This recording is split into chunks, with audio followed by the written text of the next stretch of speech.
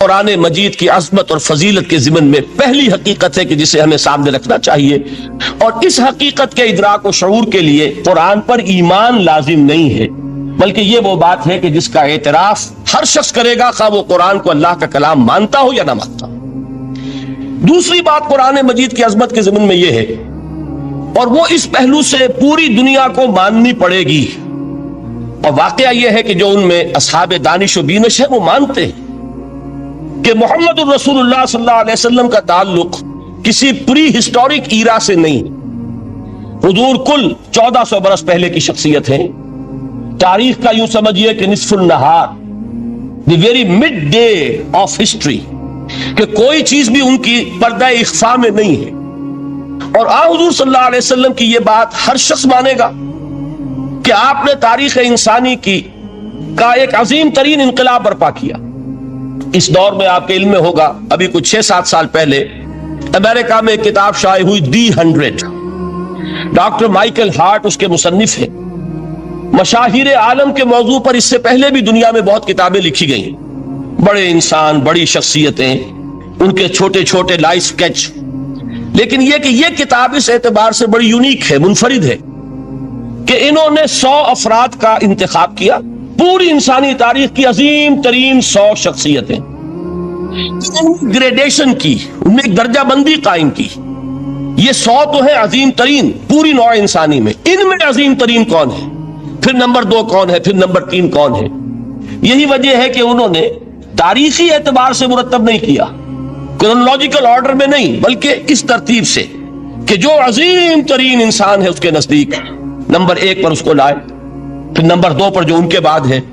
اور آپ کے علم میں یہ بات ہوگی کہ وہ ڈاکٹر مائیکل ہارٹ دی 100 میں نمبر 1 پر لائے محمد الرسول اللہ صلی اللہ علیہ وسلم، اور انہوں نے یہ کہا کہ بہت سے لوگ میری اس تصنیف میں نمبر 1 پر محمد کا ذکر دیکھ کر صلی اللہ علیہ وسلم حیران ہوں گے، اس لیے کہ ظاہر ہے وہ مسلمان نہیں ہیں، وہ تو عیسائی ہیں، تاحال بھی عیسائی ہیں۔ انہوں نے کہا کہ اس میں مجھے لازماً I owe an explanation، مجھے اس کی وضاحت کرنی پڑے گی، اور اس کی جو دلیل اس نے دی ہے وہ اس شخص کی ذہانت کی بہت بڑی عکاسی کرنے والی شے ہے۔ کہتے ہیں this is because he is the only person، یہ the only کو انڈرلائن کر لیجئے اپنے ذہن میں، واحد شخصیت ہے پوری نسل انسانی کی، supremely successful in both the religious and the secular fields، کہ زندگی کے یہ 2 خانے جو آج کے انسان نے اپنے ذہن میں قائم کر لیے ہیں، ایک خانے کو وہ کہتے ہیں یہ مذہبی خانہ، یہ انفرادی ہے، عقائد ہیں، عبادات ہیں، کچھ سوشل کسٹمز ہیں، اگر کوئی فوت ہو جائے گا تو کیا کریں گے، اسے دفن کریں گے، جلائیں گے، کیا کریں گے، پیدائش ہے اسے سیلیبریٹ کس طرح کریں گے، یہ سوشل کسٹمز ہے۔ تو دنیا میں یہ مانا جاتا ہے کہ یہ تو ہے ریلیجس اور پرائیویٹ افیئر ہے زندگی کا، اور ایک ہے سیاست، معیشت، تمدن، قانون، عدالت، سیاسی نظام، معاشی نظام وغیرہ، یہ سیکولر فیلڈ ہے، اس میں کسی مذہب کی بات نہیں ہونی چاہیے، بلکہ یہ کہ جو بھی کسی ملک کے رہنے والوں کی اکثریت کی رائے ہو اس کے مطابق کام چلنا چاہیے۔ یہ ان کا ذہن ہے، ہمارا نہیں، معاذ اللہ۔ اسلام کے نزدیک انسانی زندگی انڈیویزیبل ہے، ناقابل تقسیم وحدت ہے، یہ ایک آرگینک ہول ہے، حیاتیاتی اکائی ہے جس کو تقسیم نہیں کیا جا سکتا۔ لیکن جدید ذہن کا تصور یہی ہے۔ اس تصور کے پس منظر میں دیکھیے کہ جو سب سے بڑی تحسین ہو سکتی تھی اور جو سب سے زیادہ ٹریبیوٹ پیش کرنے کا انداز ہو سکتا تھا وہ شخص نے پیش کر دیا حضور کو، کہ دونوں میدانوں میں بیک وقت انتہائی کامیاب انسان پوری تاریخ میں صرف ایک ہے، اور وہ محمد ہے صلی اللہ علیہ وسلم۔ اس لیے کہ جتنی بڑی شخصیتیں اور نظر آتی ہیں وہ یک رخی ہیں، یا ادھر عظیم ہے یا ادھر عظیم ہے۔ جو ادھر عظمت کی حامل ہیں دین میں، مذہب میں، اخلاق میں، روحانیت میں، جیسے حضرت مسیح خود یا گوتم بدھ، ان کا سیاست میں اس میں کوئی دخل نہیں، کوئی انقلاب برپا نہیں کیا، کوئی نئی حکومت قائم نہیں کی، تو وہاں انہیں 0 دینا پڑتا ہے۔ اور اس کے برعکس سکندر اعظم ہے، اٹیلا ہے، چنگیز ہے، ہٹلر کو بھی چاہے تو شامل کر لیں، جس کی فتوحات جو ہے وہ جنگل کی آگ کی طرح پھیلی ہیں، کوئی مشرق سے مغرب تک پہنچ گیا، کوئی مغرب سے مشرق تک چلا آیا۔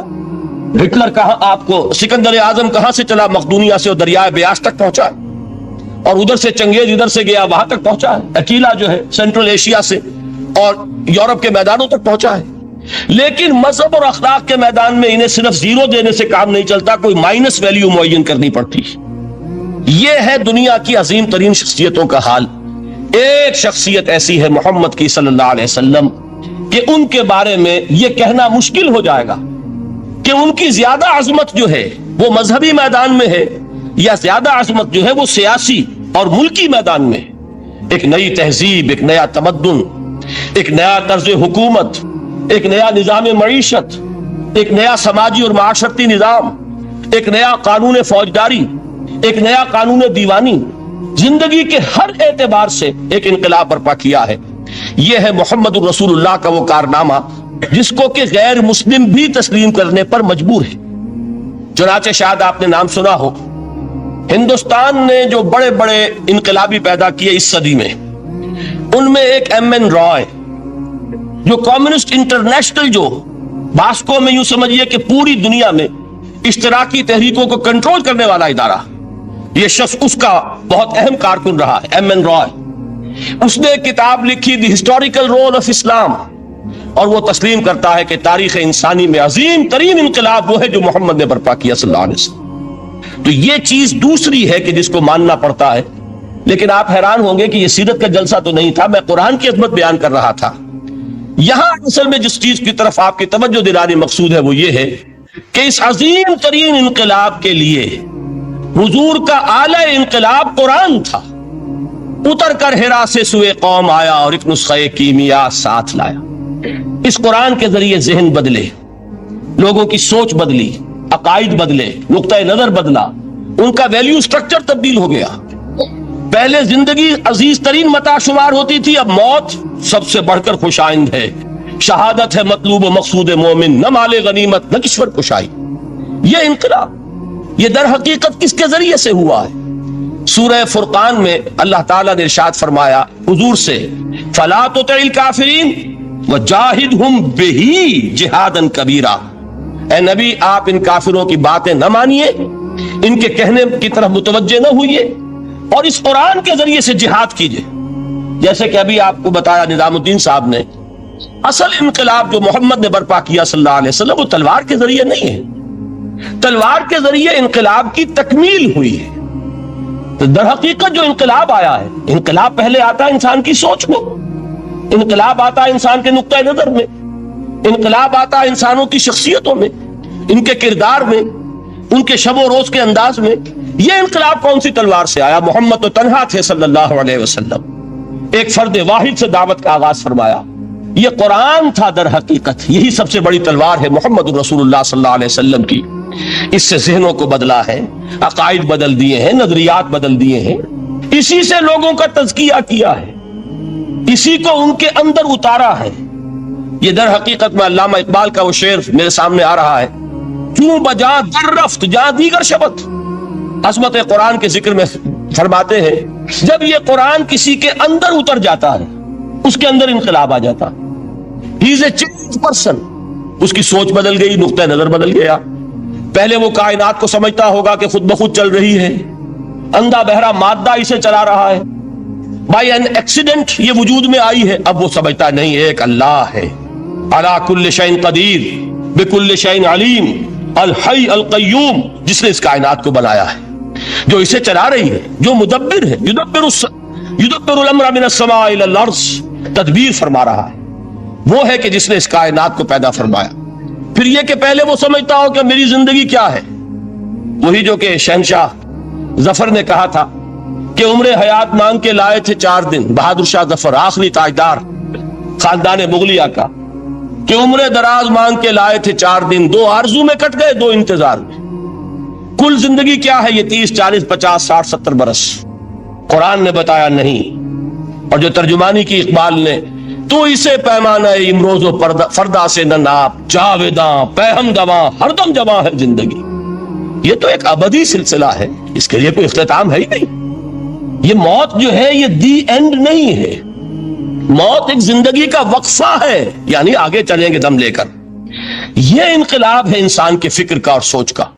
اس انقلاب کے نتیجے میں وہ جماعت تیار ہوئی صحابہ کرام کی، ڈیڈیکیٹڈ، کمیٹڈ، جو آخرت کے طالب تھے، جو اللہ کے عاشق محمد کے دیوانے صلی اللہ علیہ وسلم تن من دھن قربان کرنے کے لیے تیار. حضور کے چشم ابرو کی جنبش جو ہے وہ ان کے لیے گویا کہ ایک حکم کے درجے میں ہے جس کی کہ لازماً تعمیل ہوگی. اور انہوں نے اپنی گردنیں کٹوا دی, اپنے گھر اجڑوا دیے, اپنا دنیا کا جو بھی کچھ اثاثہ تھا وہ قربان کر دیا, نشاور کر دیا. تب کہیں جا کر انقلاب آیا. اور یہ شخصیتیں جو تیار ہوئیں تو ان کے تیار کرنے میں ذریعہ کیا ہے؟ قرآن. یہی وجہ دیکھیے, نوٹ کیجئے, اسی بات کو دوسرے پیرائے میں عرض کر رہا ہوں کہ تاریخ انبیاء کے ضمن میں بھی ایک بڑی عجیب حقیقت سامنے آئے گی. حضرت موسیٰ علیہ السلام کے معجزات دو بہت مشہور ہیں, عصائے موسیٰ اور ید بیضاء. ویسے قرآن مجید نے 7 مزید گنوائے ہیں, 9 آیات بینات, 9 بڑے کھلے کھلے معجزے جو فرعون اور آل فرعون کو دکھائے. پھر آپ کو معلوم ہے کہ اسی عصا کی ضرب سے سمندر کا پھٹ جانا, اسی عصا کی ضرب سے ایک چٹان سے 12 چشموں کا پھوٹ بہنا, اور پھر یہ کہ من و سلوہ کا نزول ہے اور غمام ہے صحرا کے اندر جہاں کوئی چیز سائے کے لیے نہیں ہے, ان کے اوپر ابر کا سایہ کیا جا رہا ہے. یہ سارے معجزے آپ کو نظر آ رہے ہیں. اسی طریقے سے حضرت مسیح علیہ السلام کیسے کیسے معجزے, مردہ کو کہا قم باذن اللہ اور کھڑا ہو گیا, گارے سے بنایا ایک پرندے کی شکل اور اس میں پھونک ماری اور اڑتا ہوا پرندہ ہو گیا. یعنی یہ کہ احیاء موتا اور خلق حیات یہ آخری معجزے ہو سکتے ہیں, اس لیے کہ یہ خالص اللہ تعالیٰ کے افعال ہے. لیکن ذرا اس کانٹیکسٹ میں دیکھیے محمد کا معجزہ کیا ہے صلی اللہ علیہ وسلم. قرآن مجید جن لوگوں نے پڑھا ہے اور سمجھ کر پڑھا ہے, ترجموں سے پڑھا ہے, یا ویسے وہ عربی زبان سے واقف ہیں, ان کو معلوم ہے کہ قرآن بار بار کہتا ہے محمد کا معجزہ. یوں تو بے شمار واقعات ہوں گے لیکن اصل معجزہ صرف اور صرف قرآن ہے. کسی کو پیش کیا گیا کہ یہی ہے, آؤ مقابلہ کر لو. اصل میں معجزہ کہتے کسے؟ معجزہ کے معنی عاجز کر دینے والی شے. یوں تو اولیاء اللہ جو ہیں ہم ان کی کرامات کے قائل ہیں. اللہ تعالیٰ اپنے کسی نیک بندے کے مقام اور مرتبے کے اظہار کے لیے کسی وقت کوئی ایسی چیز ظاہر کر دے جو قانون طبیعی کے خلاف ہو, تو یہ کرامات اولیاء حق ہے. اور اس درجے کی جو ظاہر بات ہے کہ جب اولیاء کے لیے کرامات ہے تو انبیاء کے لیے تو بہت ہوں گی. اصل معجزہ کسے کہتے ہیں؟ جسے کوئی نبی چیلنج کے ساتھ پیش کرتا ہے کہ یہ ہے میری رسالت کا ثبوت, آؤ مقابلہ کر لو. حضرت موسیٰ علیہ السلام کے جو اصل معجزے تھے وہ 2 تھے. ایک عصا جس کا کہ مقابلہ کیا, آپ کو معلوم ہے کہ فرعون نے تمام جو جادوگر تھے پورے مملکت کے انہیں جمع کیا اور مقابلہ کیا. تو جس چیز کو کہ پیش کیا جائے چیلنج کے ساتھ کہ آؤ تو مقابلہ کر لو, وہ اصل معجزہ ہوتا ہے اس نبی اور رسول. تو حضور صلی اللہ علیہ وسلم کا اصل معجزہ, یعنی معجزات, آپ یہ مغالطے میں مبتلا نہ ہو, میں بقیہ معجزات کی نفی نہیں کر رہا, یہ واقعات اپنی جگہ حق ہیں کہ حضور کو پتھر سلام کرتے تھے. حضور صلی اللہ علیہ وسلم جس کھجور کے تنے کے ساتھ ٹیک لگا کر خطبہ دیا کرتے تھے, جبکہ ابھی مسجد نبی میں ممبر نہیں بنا تھا, جب تعداد زیادہ ہو گئی مسلمانوں کی اور ضرورت محسوس ہوئی کہ ذرا بلند مقام پر کھڑے ہو کر آپ خطبہ ارشاد فرمائیں, تو پھر وہ ممبر بنا کر رکھا گیا. پہلے مرتبہ جب آپ ممبر پر چڑھ رہے تھے خطبہ دینے کے لیے, تو اس کھجور کے سوکھے تنے میں سے ایسی آواز آئی جیسے کوئی بچہ بلک بلک کر رو رہا ہو کہ وہ سعادت جو مجھے حاصل رہی تھی آج تک میں محروم ہو گیا.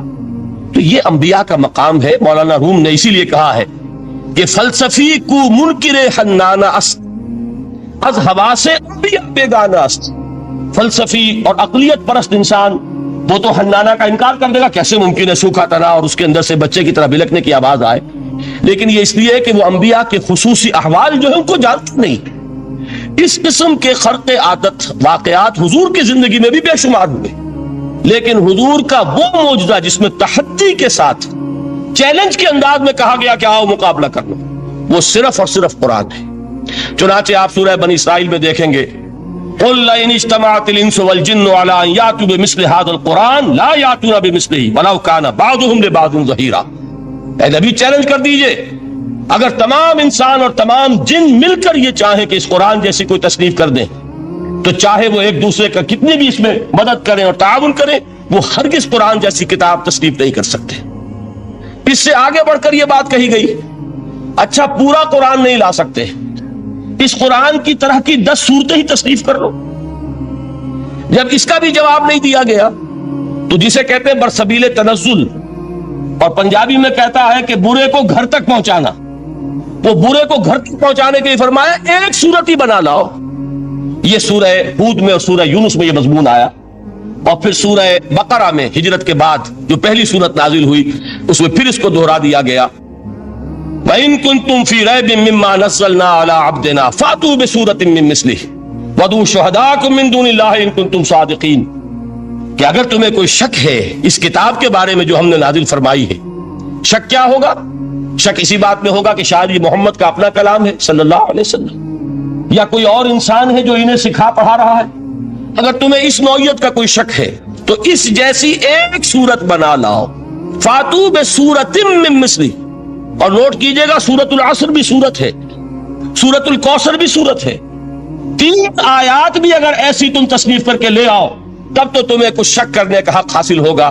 اور اگر نہیں کر سکتے تو جان لو فَإِن لَمْ تَفْعَلُوا وَلَن تَفْعَلُوا, پھر اگر تم ایسا نہ کر سکو اور ہرگز نہیں کر سکو گے, ذرا چیلنج کا انداز دیکھیے کہ ہرگز نہیں کر سکو گے. فَاتَّقُوا النَّارَ الَّتِي وَقُودُهَا النَّاسُ وَالْحِجَارَةُ, ڈرو اس آگ سے جس کا ایندھن بنیں گے انسان اور پتھر. اب اس بات کو سمجھیے کہ تاریخی حقیقت ہے یہ, جس کا کوئی کافر انکار نہیں کر سکتا, کہ وہ کوئی شخص اس چیلنج کو قبول کرنے کی جرات نہیں کر سکا.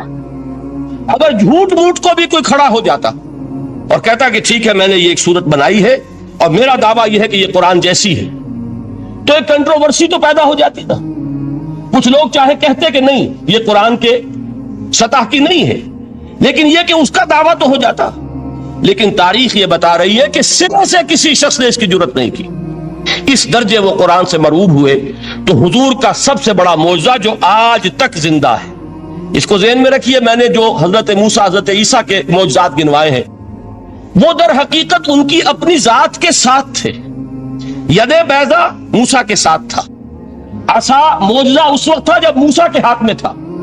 اس کے بعد کئی 100 برس تک وہ صندوق سکینہ جو ہے, تابوت سکینہ, اس میں وہ عصا رکھا رہا, لیکن اب وہ معجزہ نہیں تھا, وہ سوکھی لکڑی تھی, اس کے سوا کچھ نہیں. تو تمام انبیاء اور رسول کے معجزے ختم ہو گئے, وہ ان کی ذات کے ساتھ تھے. محمد رسول اللہ کی رسالت دائمی ہے تا قیام قیامت, لہذا معجزہ بھی آپ کا دائمی ہے. وہ معجزہ آج بھی موجود ہے. البتہ میں ادھر ضرور توجہ دلاؤں گا کہ قرآن مجید کے اعجاز کے 3 پہلو ہیں. پہلا پہلو, اور زیادہ تر اسی کی طرف توجہ زیادہ ہوئی ہے, وہ ہے قرآن کی فصاحت, بلاغت, ادبیت, اس کی چاشنی. ظاہر بات ہے کہ اس کا شعور اور ادراک صرف عربوں کو ہو سکتا ہے, بلکہ میرے خیال میں ناراض نہ ہو اہل عرب تو آج کے عربوں کو بھی نہیں ہو سکتا. یہ اسی دور کے عرب, ان کی اپنی جو اس وقت کی زبان تھی, اس زبان میں فصحاء, بلغاء, شعراء, خطباء, ان کو اتنا ذوق تھا کہ وہ باقی پوری دنیا کو کہتے تھے یہ گونگے ہیں, بولنا ہمیں آتا, خطیب ہم ہیں, شاعر ہم ہیں, خطبہ ہم دے سکتے ہیں, شعر ہم کہہ سکتے ہیں, باقی سب تو عجمی ہیں, گونگے ہیں. ان کے اندر نہ فصاحت ہے, نہ بلاغت ہے, نہ ان کے کلام میں چاشنی ہے, نہ اس کے اندر کوئی شکوہ ہے. یہ دعویٰ جنہیں تھا, جب ان کے منہ بند ہو گئے قرآن کو سننے کے بعد کہ اس کلام کا کوئی مقابلہ ممکن نہیں ہے, جو ان کے سبع معلقہ کے شعراء میں سے آخری شاعر وہ ایمان لے آئے. اس کے بعد جب ان سے کہا گیا کہ اب آپ شعر نہیں کہتے, حضرت عمر نے ایک مرتبہ ان سے سوال کیا کیا بات ہے, اب آپ نے شعر کہنے چھوڑ دیے؟ تو ان کا جواب یہ تھا اب بعد القرآن, کیا آپ قرآن کے بعد بھی اس کا امکان ہے کہ کوئی شخص اپنی فصاحت اور بلاغت کا کوئی اظہار کرنا چاہے؟ یہ تو فصاحت اور بلاغت کی ایک معراج ہے کہ جس تک کہ اب کسی انسان کی رسائی ممکن نہیں. تو فصاحت اور بلاغت جو ہے قرآن کے اور اس کی ادبیت, در حقیقت اس کا ادراک تو ہو سکتا ہے صرف اہل زبان کو. ہم لوگ جو ترجموں سے پڑھتے ہیں, چاہے کتنی ہی گرامر پڑھ لیں, کتنی صرف و نحو پڑھ لیں, واقعہ یہ ہے کہ وہ جو ایک ہوتا ہے نفس پر جب انگلی آتی ہے تو جو ایک آپ کو فیل ہوتی ہے, وہ فیل ہم جو عجمی لوگ ہیں جن کی مادری زبان عربی نہیں ہے, وہ قرآن مجید کی فصاحت اور بلاغت کو اس طور سے نہیں سمجھ سکتے جیسے کہ اہل زبان سمجھ سکتے ہیں, اور خاص طور پر جیسے کہ اس زمانے کے اہل زبان نے سمجھا. آج چونکہ عربی زبان ویسے تو جو اس کی فصیح لینگویج ہے وہ جو کی تو اپنی اصل پر قائم ہے, اور وہ اسی قرآن کے طفیل اور قرآن کے صدقے قائم ہے. ورنہ دنیا میں کوئی دوسری زبان نہیں ہے کہ جو 1500 برس تک اتنی پیور رہ جائے, اس میں تبدیلی آتی. خود اردو جو ہے 300 برس کی اردو، دکن کی اردو، ذرا اس کو کبھی پڑھیے تو آپ حیران ہوں گے کہ یہ اردو زبان ہے اور آج کی اردو کوئی اور ہے۔ یہ صرف 200-250 برس کے اندر یہ انقلاب اردو میں ہو چکا ہے۔ عربی زبان 1500 برس سے وہ قائم ہے اپنے اسی جگہ پر، اور وہ صرف قرآن کا اعجاز اور قرآن کا صدقہ ہے۔ لیکن باقی جو اصل میں بولی جانے والی زبانیں ہیں وہ بہت بدل چکی ہیں، لہذا تمام اہل عرب کے لیے بھی اب قرآن کے اس پہلو کو صحیح طور پر سمجھنا ممکن نہیں۔ قرآن کی جو اعجاز کے 2 پہلو ہیں وہ ہے در حقیقت جو میری اور آپ کی توجہ کے خاص طور پر در حقیقت حقدار ہیں، اور ہمیں ان کی طرف توجہ کرنی چاہیے۔ بدقسمتی سے اس کی طرف عام طور پر علماء نے توجہ نہیں کی، اس کی صرف ادبیت ہی کا چرچا ہوتا ہے۔ اصل میں قرآن مجید علم انسانی کی معراج، فکر، فلسفہ، حکمت، قرآن کی ابدی حکمت، قرآن کا ابدی فلسفہ، قرآن انسانی مسائل کا جو حل دیتا ہے، قرآن نے سوشل سائنسز میں جس طریقے سے رہنمائی کی ہے، یہ 2 پہلو ہیں اس کے اعجاز کے، جس کی کہ آج ہمیں ضرورت ہے کہ ہم اس کا شعور اور ادراک حاصل کریں۔ اس کے ضمن میں خاص طور پر علامہ اقبال کا نام لینا چاہتا ہوں۔ میرے نزدیک اس دور میں قرآن مجید کے اس اعجاز اور اس کے ایک معجزہ ہونے کے لیے سب سے بڑی دلیل علامہ اقبال کی شخصیت ہے۔ وجہ کیا ہے کہ علامہ اقبال علماء کے طبقے میں سے نہیں تھے۔ ظاہر بات ہے کہ جن کا پورا جو ہے، جن کی زندگی گزرتی ہو قال اللہ قال الرسول میں، ان کے دلوں میں عظمت قرآن کی، ان کے دلوں میں حضور کی محبت، یہ تو سمجھیے کہ ہونی ہی چاہیے، ان کے شب و روز اسی میں گزرتے ہیں۔ لیکن یہ کہ ایک ایسا شخص جس کی تعلیم ہے کالجوں کی، یونیورسٹیوں کی، جس نے مشرق اور مغرب کے فلسفے کھنگال ڈالے، وہ شخص، اور وہ بھی اس دور میں جبکہ ہم پر مغرب سے مروبیت بہت شدید تھی۔ آج تو وہ مروبیت بہت کم ہو چکی ہے۔ آج تو ہمارا عام نوجوان جو ہے وہ آنکھوں میں آنکھیں ڈال کر بات کرتا ہے، اس میں خود اعتمادی ہے۔ ہمارا بھی اپنا ایک معاشی نظام ہے، ہمارا اپنا ایک سیاسی نظام ہے، ہمارا ایک اپنا سماجی نظام ہے، ہماری اپنی سوشل ویلیوز ہیں۔ آج کا نوجوان الحمدللہ احیاء اسلام کی وہ جد و جہد جو ہے وہ مرحلہ در مرحلہ بہرحال آگے بڑھ رہی ہے۔ وقت لگے گا، لیکن یہ کہ اس میں یقیناً ترقی ہوئی ہے۔ اسی کا مظہر یہ ہے کہ خود اعتمادی ہے۔ We have confidence۔ ہم جانتے ہیں کہ اسلام ایک دین ہے، مکمل دین ہے، اس کے پاس زندگی کے تمام مسائل کا حل ہے۔ لیکن یہ ہے آج 1985 کی بات۔ علامہ اقبال اس صدی کے آغاز میں گئے ہیں یورپ، جبکہ ہم محکوم تھے انگریز کے۔ ایک حاکم قوم کے ہاں جا کر، اس سے مروبیت کتنی شدید اس وقت تھی، جو جاتا تھا اکثر و بیشتر جو ہے واپس آتا تھا تو کھڑے ہو کر پیشاب کرنا ضروری سمجھتا تھا، اس لیے کہ اس نے وہاں پر لوگوں کو یہی کرتے دیکھا۔ ان کا لباس، ان کی وضاقت، ان کی تہذیب، ان کا تمدن، ہر طرح سے ان کے گن گاتا ہوا، ان کے لیے وہ بہت قصیدے جو ہے تعریف کے کہتا ہوا آتا تھا۔ لیکن ایک علامہ اقبال کی شخصیت وہ ہے کہ وہ یہ خود کہتے ہیں کہ میں اس آگ میں ڈالا گیا ہوں مثل خلیل، مغربی تہذیب کے اس الاؤ میں مجھے اس طرح ڈالا اللہ نے جیسے کہ حضرت ابراہیم کو آگ میں ڈلوایا۔ میں اس تہذیب کے اس الاؤ کے اندر سے ہو کر آ رہا ہوں، اور میں نے یہ دیکھ لیا ہے کہ یہ تہذیب کھوکھلی ہے، اس کے اندر کوئی پائیداری نہیں ہے، نظر کو خیرہ کرتی ہے تب چمک تہذیب حاضر کی، یہ صناعی مگر جھوٹے نگوں کی ریزہ کاری ہے۔ اور دیار مغرب کے رہنے والوں، خدا کی بستی دکان نہیں ہے، چھڑا جسے تم سمجھ رہے ہو وہ اب ذرے کا معیار ہوگا۔ تمہاری تہذیب اپنے خنجر سے آپ ہی خودکشی کرے گی، جو شاخ نازک پہ آشیانہ بنے گا ناپائیدار ہوگا۔ اب آپ اندازہ کیجئے وہ شخص جو بنیادی طور پر فلسفی ہے، فلسفے کا طالب علم ہے، وہ جرمنی اور انگلستان میں جا کر فلسفے کھنگالنے کے بعد اسے اگر تسکین حاصل ہوئی، اس کے جو علم کی پیاس تھی اگر اسے سیری حاصل ہوئی تو صرف قرآن کے ذریعے سے، نہ کہیں جہاں میں اما ملی، جو اما ملی تو کہاں ملی میرے جرم خانہ خراب کو تیرے عفو بندہ نواز میں۔ یہ وہ شخص ہے، آخری زندگی میں ان کا کام صرف ایک رہ گیا تھا، قرآن کی تلاوت۔ بڑے بڑے فلسفی ملنے آتے تھے علامہ اقبال سے ملنے، وہ سمجھتے تھے بڑی لائبریری ہوگی، جیسے بڑے وکیل اس کی لائبریری آپ کو معلوم ہے کتنی جلدیں رکھی ہوگی، خوبصورت جلدیں بنی ہوئی، ایسے ہی کوئی بڑا فلسفی، بڑا پروفیسر، اس کی سٹڈی، اس کی کتابیں بڑی مرغوب کن ہونی چاہیے۔ لیکن علامہ اقبال کے ہاں سب کتابیں اٹھوا دی تھی انہوں نے، صرف ایک کتاب رہ گئی، اور سید نذیر نیازی کا نام آپ نے سنا ہوگا۔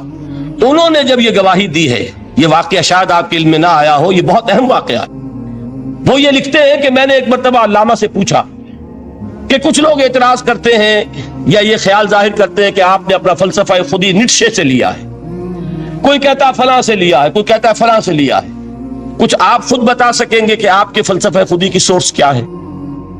تو علامہ نے کہا کہ اچھا کل فلاں وقت آ جانا تو میں تمہیں لکھوا دوں گا، ڈکٹیٹ کرا دوں گا۔ تو سید نذیر نیازی کہتے ہیں کہ میں بہت خوش ہوا کہ یہ سعادت میرے حصے میں آ رہی ہے کہ علامہ اقبال خود مجھے تحریر کرائیں گے کہ میرے فلسفے کی سورس کیا ہے، میں نے کہاں سے اخذ کیا ہے۔ دوسرے روز وہ گئے، حاضر ہوئے، بڑے ہی ارمانوں کے ساتھ پینسل اور کاپی لے کر بیٹھے۔ علامہ نے فرمایا ذرا قرآن مجید نکال لاؤ۔ وہ قرآن مجید لائے، حیران ہوئے، یہ فلسفے کا سورس مجھے ڈکٹیٹ کرانے چلے تھے، یہ قرآن مجید کہہ رہے۔ کہا کہ ذرا سورۃ الحشر اس کا آخری رکوع، وَلَا تَكُونُوا كَالَّذِينَ نَسُوا اللَّهَ فَأَنسَاهُمْ أَنفُسَهُمْ أُولَٰئِكَ هُمُ الْفَاسِقُونَ۔ اے لوگوں، ان لوگوں کے مانند نہ ہو جانا جنہوں نے اللہ کو بھلا دیا تو اللہ نے انہیں اپنی خودی سے غافل کر دیا، اپنے آپ سے بیگانہ بنا دیا، یہی ہیں لوگ جو فاسق ہیں۔ علامہ نے کہا میرے فلسفے کی سورس یہ ہے، یہ میں آپ کو بتانا چاہتا ہوں۔ اس معنی میں میں کہتا ہوں کہ اس دور میں علامہ اقبال کی شخصیت کو میں اعجاز قرآن کا سب سے بڑا مظہر سمجھتا ہوں۔ ایک شخص 20ویں صدی کا، 20ویں صدی عیسوی کی شخصیت، اور پھر یہ کہ وہ کہیں مسجد اور کسی مدرسے کے ماحول میں پلا بڑھا نہیں ہے، بلکہ اسکولوں اور کالجوں میں اور یونیورسٹیوں میں، اور صرف ہندوستان میں نہیں، انگلستان اور جرمنی کی یونیورسٹیوں میں رہا، جس نے اپنا لوہا منوایا ہے۔ وہ شخص اگر یہ کہتا ہے کہ میرے لیے فکر کی بنیاد، میرے فلسفے کی سورس، میری تمام سوچ کی رہنمائی جو ہے وہ اس کتاب نے کی ہے، تو معلوم ہوا کہ واقعتاً یہ قرآن مجید آج بھی معجزہ ہے۔ یہ بات تو ہوئی فلسفے اور فکر کے اعتبار سے۔ دوسرا پہلو جو اپلائیڈ پہلو ہے، اس دور کے اعتبار سے وہ اہم تر ہو گیا ہے۔ انسان کے لیے جو پیچیدہ تمدنی مسائل ہیں، سیاسی مسائل کو کیسے حل کیا جائے، معاشی مسائل کا حل کیسے ہو، سماج میں توازن کیسے ہو، مرد اور عورت کے درمیان توازن کیسے ہو، ہوتا کیا ہے، یا عورت بھیڑ بکری کی طرح کی ملکیت بن جاتی ہے۔ ہمارے ہاں اردو میں جو اس کا محاورہ ہے کہ جوتی کی نوک، یہ اس کی حیثیت ہو جائے گی، یا دوسری طرف عورت کلوپیٹرا بن کر قوموں کی قسمتوں سے کھیلے گی۔ دنیا میں یہ دو انتہائیں ہوئی ہیں، کہاں نقطہ عدل کہاں ہے، کیسے بیلنس جو ہے اسٹرائک کیا جائے، مردوں کے حقوق اور فرائض اور خواتین کے حقوق اور فرائض، اس میں صحیح ترین ایکویشن ہے کیا؟ اسی طریقے سے فرد اور اجتماع، فرد اور ریاست، یا تو یہ کہ انسان کی انفرادی آزادی اتنی جا رہی ہے، مادر پدر آزاد، جس کا مظہر یہ ہے کہ آج انگلستان میں دو مرد بھی میاں اور بیوی کی حیثیت سے رہ سکتے ہیں، قانون تسلیم کرے گا ہسبینڈ اینڈ وائف، ان کو وہی حقوق حاصل ہوں، یہ ہے وہ آزادی۔ اور یا پھر یہ ہے کہ جو روس میں ہے یا دوسرے ممالک میں ہے کہ آزادی بالکل ختم، اور معلوم ہوا کہ ایک ٹوٹلیٹیرین سوسائٹی ہے، مستبدانہ نظام ہے۔ ان کے درمیان نقطہ عدل کہاں ہے؟ اسی طرح سرمایہ اور محنت، اگر ذرا سا سرمایہ کو چھوٹ ملتی ہے وہ مزدور کا خون چوستا ہے اور اس کا حق اس کو نہیں دیتا۔ اقبال نے بہت خوبصورت انداز میں کہا ہے کہ خواجہ از خون رگے مزدور سازد لال ناب، از جفائے دہ خدایاں کشت دہ کا نا خراب۔ انقلاب انقلاب انقلاب، ایک طرف سرمایہ دار ہے جو مزدور کی رگوں میں سے خون نچوڑ کر سرخ شراب کا پیمانہ لے کر بیٹھا ہوا ہے، وہ در حقیقت مزدور کا خون ہے جو پی رہا ہے۔ ایک طرف وہ زمیندار اور جاگیردار ہے جو کاشتکار کا خون جو ہے چوس رہا ہے۔ تو یہ یا تو یہ انتہا ہے، اور یا یہ ہے کہ اگر ذرا آپ مزدور کو یا اس کارکن کو تھوڑا تحفظ دیجئے تو وہ کام نہیں کرتا۔ ہمارے ہاں پچھلے دور میں یہی ہوا تھا، میں یہ برملا کہتا ہوں، آج بھی آپ کے سامنے کہہ رہا ہوں کہ بھٹو نے واقعہ یہ بہت بڑا کارنامہ سر انجام دیا تھا۔ اس نے مزدور کو ایک سیلف ریسپیکٹ دی تھی، کاشتکار کو اپنی عزت کا احساس دیا تھا کہ میں بھی انسان، میرے بھی حقوق ہیں، لیکن نتیجہ اس کا نیگیٹو نکلا، مزدور نے کام کرنا چھوڑ دیا، معیشت کی گاڑی ختم ہو گئی۔ وہ چیز کہ جو متوازن ہو، جس میں مزدور کو اس کا حق مل رہا ہو اور پسینہ خشک ہونے سے پہلے اس کی جائز مزدوری اس کو مل گئی ہو، جس میں کہ انسان کسی سرمایہ دار کی رعیت بن کر نہ رہ جائے۔ دوسری طرف یہ کہ سرمایہ کے لیے بھی جو اس کا صحیح ہے کہ اس کو انسینٹیو ملے، وہ میدان میں آئے، اس کے اندر رسک لینے کے جو ہے وہ صلاحیت پیدا ہو. ان دونوں چیزوں کو کیسے متوازن کیا جائے؟ واقعہ یہ ہے کہ یہ ہے وہ پیچیدہ مسائل جن کا حل قرآن میں ہے. ہماری قسمتی کیا ہے کہ ہم نے خود ان چیزوں کے لیے دوسروں کے سامنے جھولی پساری ہوئی. ہم دوسروں سے بھیک مانگ رہے ہیں. ہمارا حال کیا ہوا تھا اس صدی کے شروع میں؟ مصطفیٰ کمال پاشا نے جب ترکی میں اسلام کے آئلی قوانین بھی منسوخ کیے، نوٹ کیجئے اس کو، یہ اسی صدی کے وہ صدمے ہیں جو ہم نے اٹھائے ہوئے ہیں. اور گاہے گاہے باز خواہی قصہ پاری نہ رہا، تازہ خواہی داشتن گر داغ ہائے سی نہ رہا. اس صدی میں کیا نہیں ہوا؟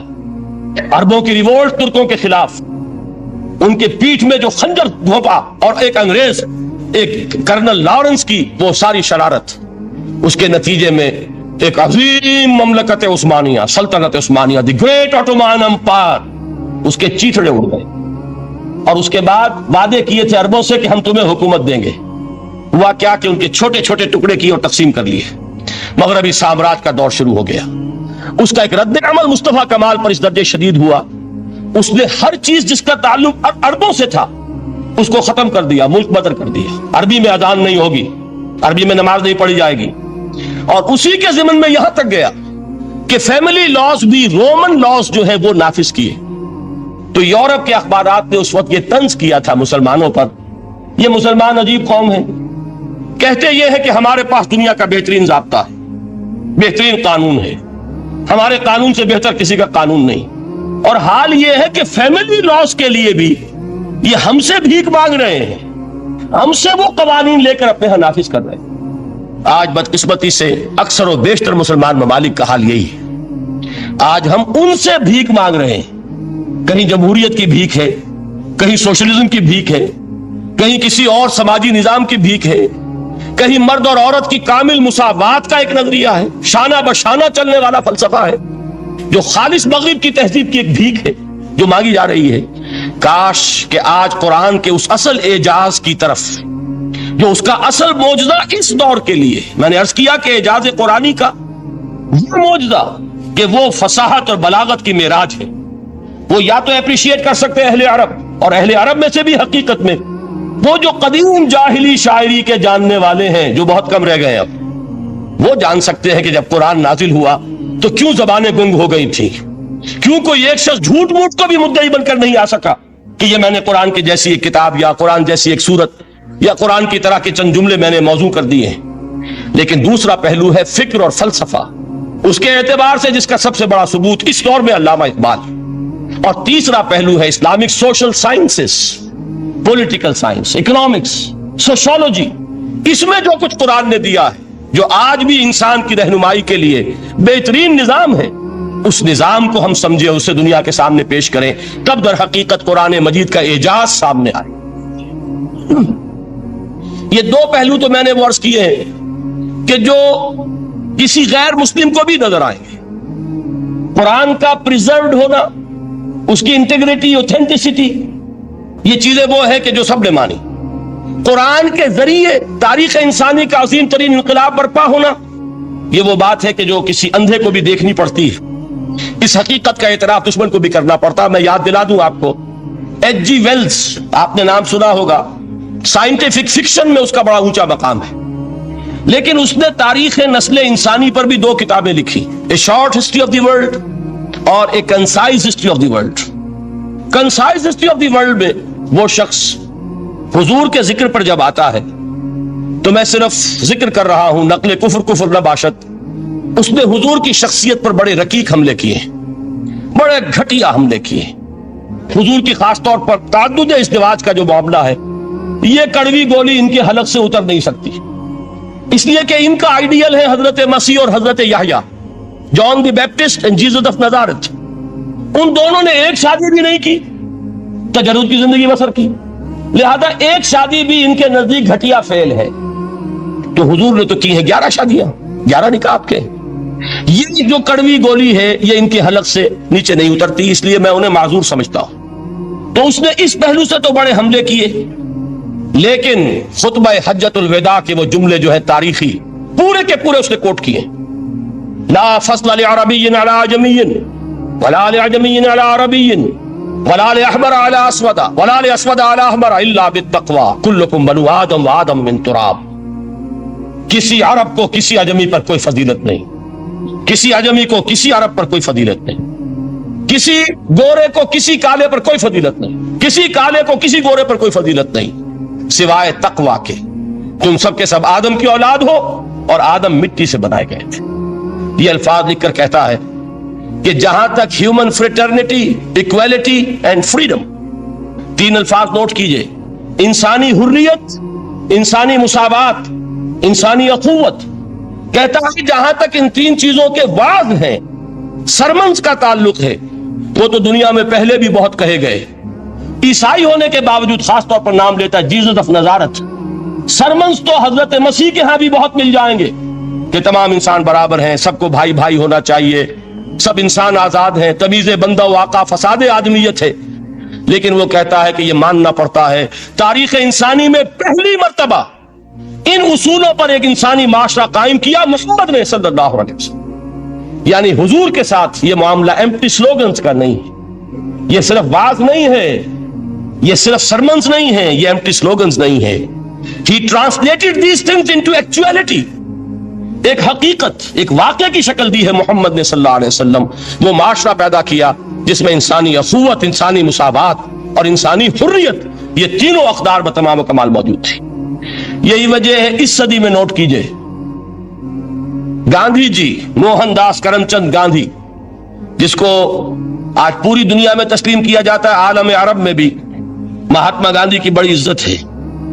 پنڈت نہرو کا کسی زمانے میں استقبال ہوا تھا ریاض میں، تو ہمیں بہت غصہ آیا تھا کہ مرحبا برسول السلام، welcome to the prophet of peace, یہ الفاظ تھے کہ جن سے پنڈت نہرو کا استقبال ہوا تھا۔ غصہ ہمیں بہت آیا، یہ رسول کا لفظ استعمال کر دیا انہوں نے۔ بعد میں ہم نے سوچا بھائی رسول کے معنی ان کے ہاں ایلچی کے ہیں، تو انہوں نے اس کو اپنی جو بھی غلطی میں سمجھا یا صحیح سمجھا، اس کو چھوڑ دیجئے، میں کوئی سیاسی گفتگو نہیں کرنا چاہتا۔ انہوں نے سمجھا کہ یہ شخص اس وقت امن کا پیغام بر ہے، لہذا اس کو ویلکم کیا۔ بہرحال گاندھی جی کا جہاں تک معاملہ ہے، آپ کے علم میں ہے کہ پوری دنیا میں اس شخص کی عظمت کو تسلیم کیا گیا ہے۔ ہمارا معاملہ ہندوستانی مسلمانوں کا معاملہ یہ دوسرا ہے۔ وہ تو آپ کو معلوم ہے کہ جوتا جسے کاٹتا ہے اسے پتا چلتا ہے کہ یہ جوتی کاٹ رہی ہے، ورنہ دیکھنے والے کو پتا چلے گا بڑا خوبصورت جوتا ہے، بڑا عمدہ جوتا ہے، کوئی اس میں خرابی نہیں ہے، لیکن جسے وہ پنچ کر رہی ہے اسے پتا ہے کہ یہ ہے کیا۔ اس اعتبار سے ہمارا معاملہ علیحدہ ہے، لیکن دنیا کو وہ بہت خوبصورت اور بہت ہی اعلیٰ اور بہت ہی اونچی شخصیت ایک نظر آتی ہے۔ بہرحال ایک پہلو سے یقیناً ماننا پڑے گا اس کی عظمت کو، کہ ہندو قوم کے لیے اور ہندوستان کے لیے، اس کی آزادی کے لیے جو عظیم جدوجہد کی ہے، اس میں کوئی شک نہیں۔ میں اس وقت جو بات عرض کرنا چاہتا ہوں کہ 1937 کا تصور کیجئے۔ 1937 میں آپ کو معلوم ہے 1935 میں قانون بنا تھا، اور پہلی مرتبہ الیکشنز ہوئے تھے بر صغیر میں 1937، اور وہ ہوئے تھے صوبائی الیکشنز۔ ان کے نتیجے میں وزارتیں قائم ہوئی، مسلم لیگ نے بائیکاٹ کیا تھا الیکشن کو، لہذا پورے ہندوستان میں تمام صوبوں میں کانگریس کے وزراء کی وزارتیں بنی۔ ہریجن اخبار میں ایک مقالہ لکھا تھا گاندھی جی نے اس وقت، جس میں کہ ان کانگریسی وزراء کے سامنے نصیحت کے انداز میں یہ بات رکھی تھی کہ آج جب کہ آپ لوگوں کو اختیار مل رہا ہے، اور حکومت، یہ پہلی انسٹالمنٹ تھی جو انگریزوں نے دی تھی ہمیں، سیلف رول یا ہوم رول کی پہلی انسٹالمنٹ تھی، تو جو بھی تمہیں اختیارات مل رہے ہیں اس میں میں تمہارے سامنے حضرت ابو بکر اور حضرت عمر کی مثال رکھتا ہوں۔ یہ ہے وہ بات کہ جادو وہ جو سر چڑھ کر بولے۔ عربی میں کہتے ہیں الفضل ما شہدت بہ الاعداء، اصل فضیلت وہ ہے جس کا کہ دشمن اعتراف کرے۔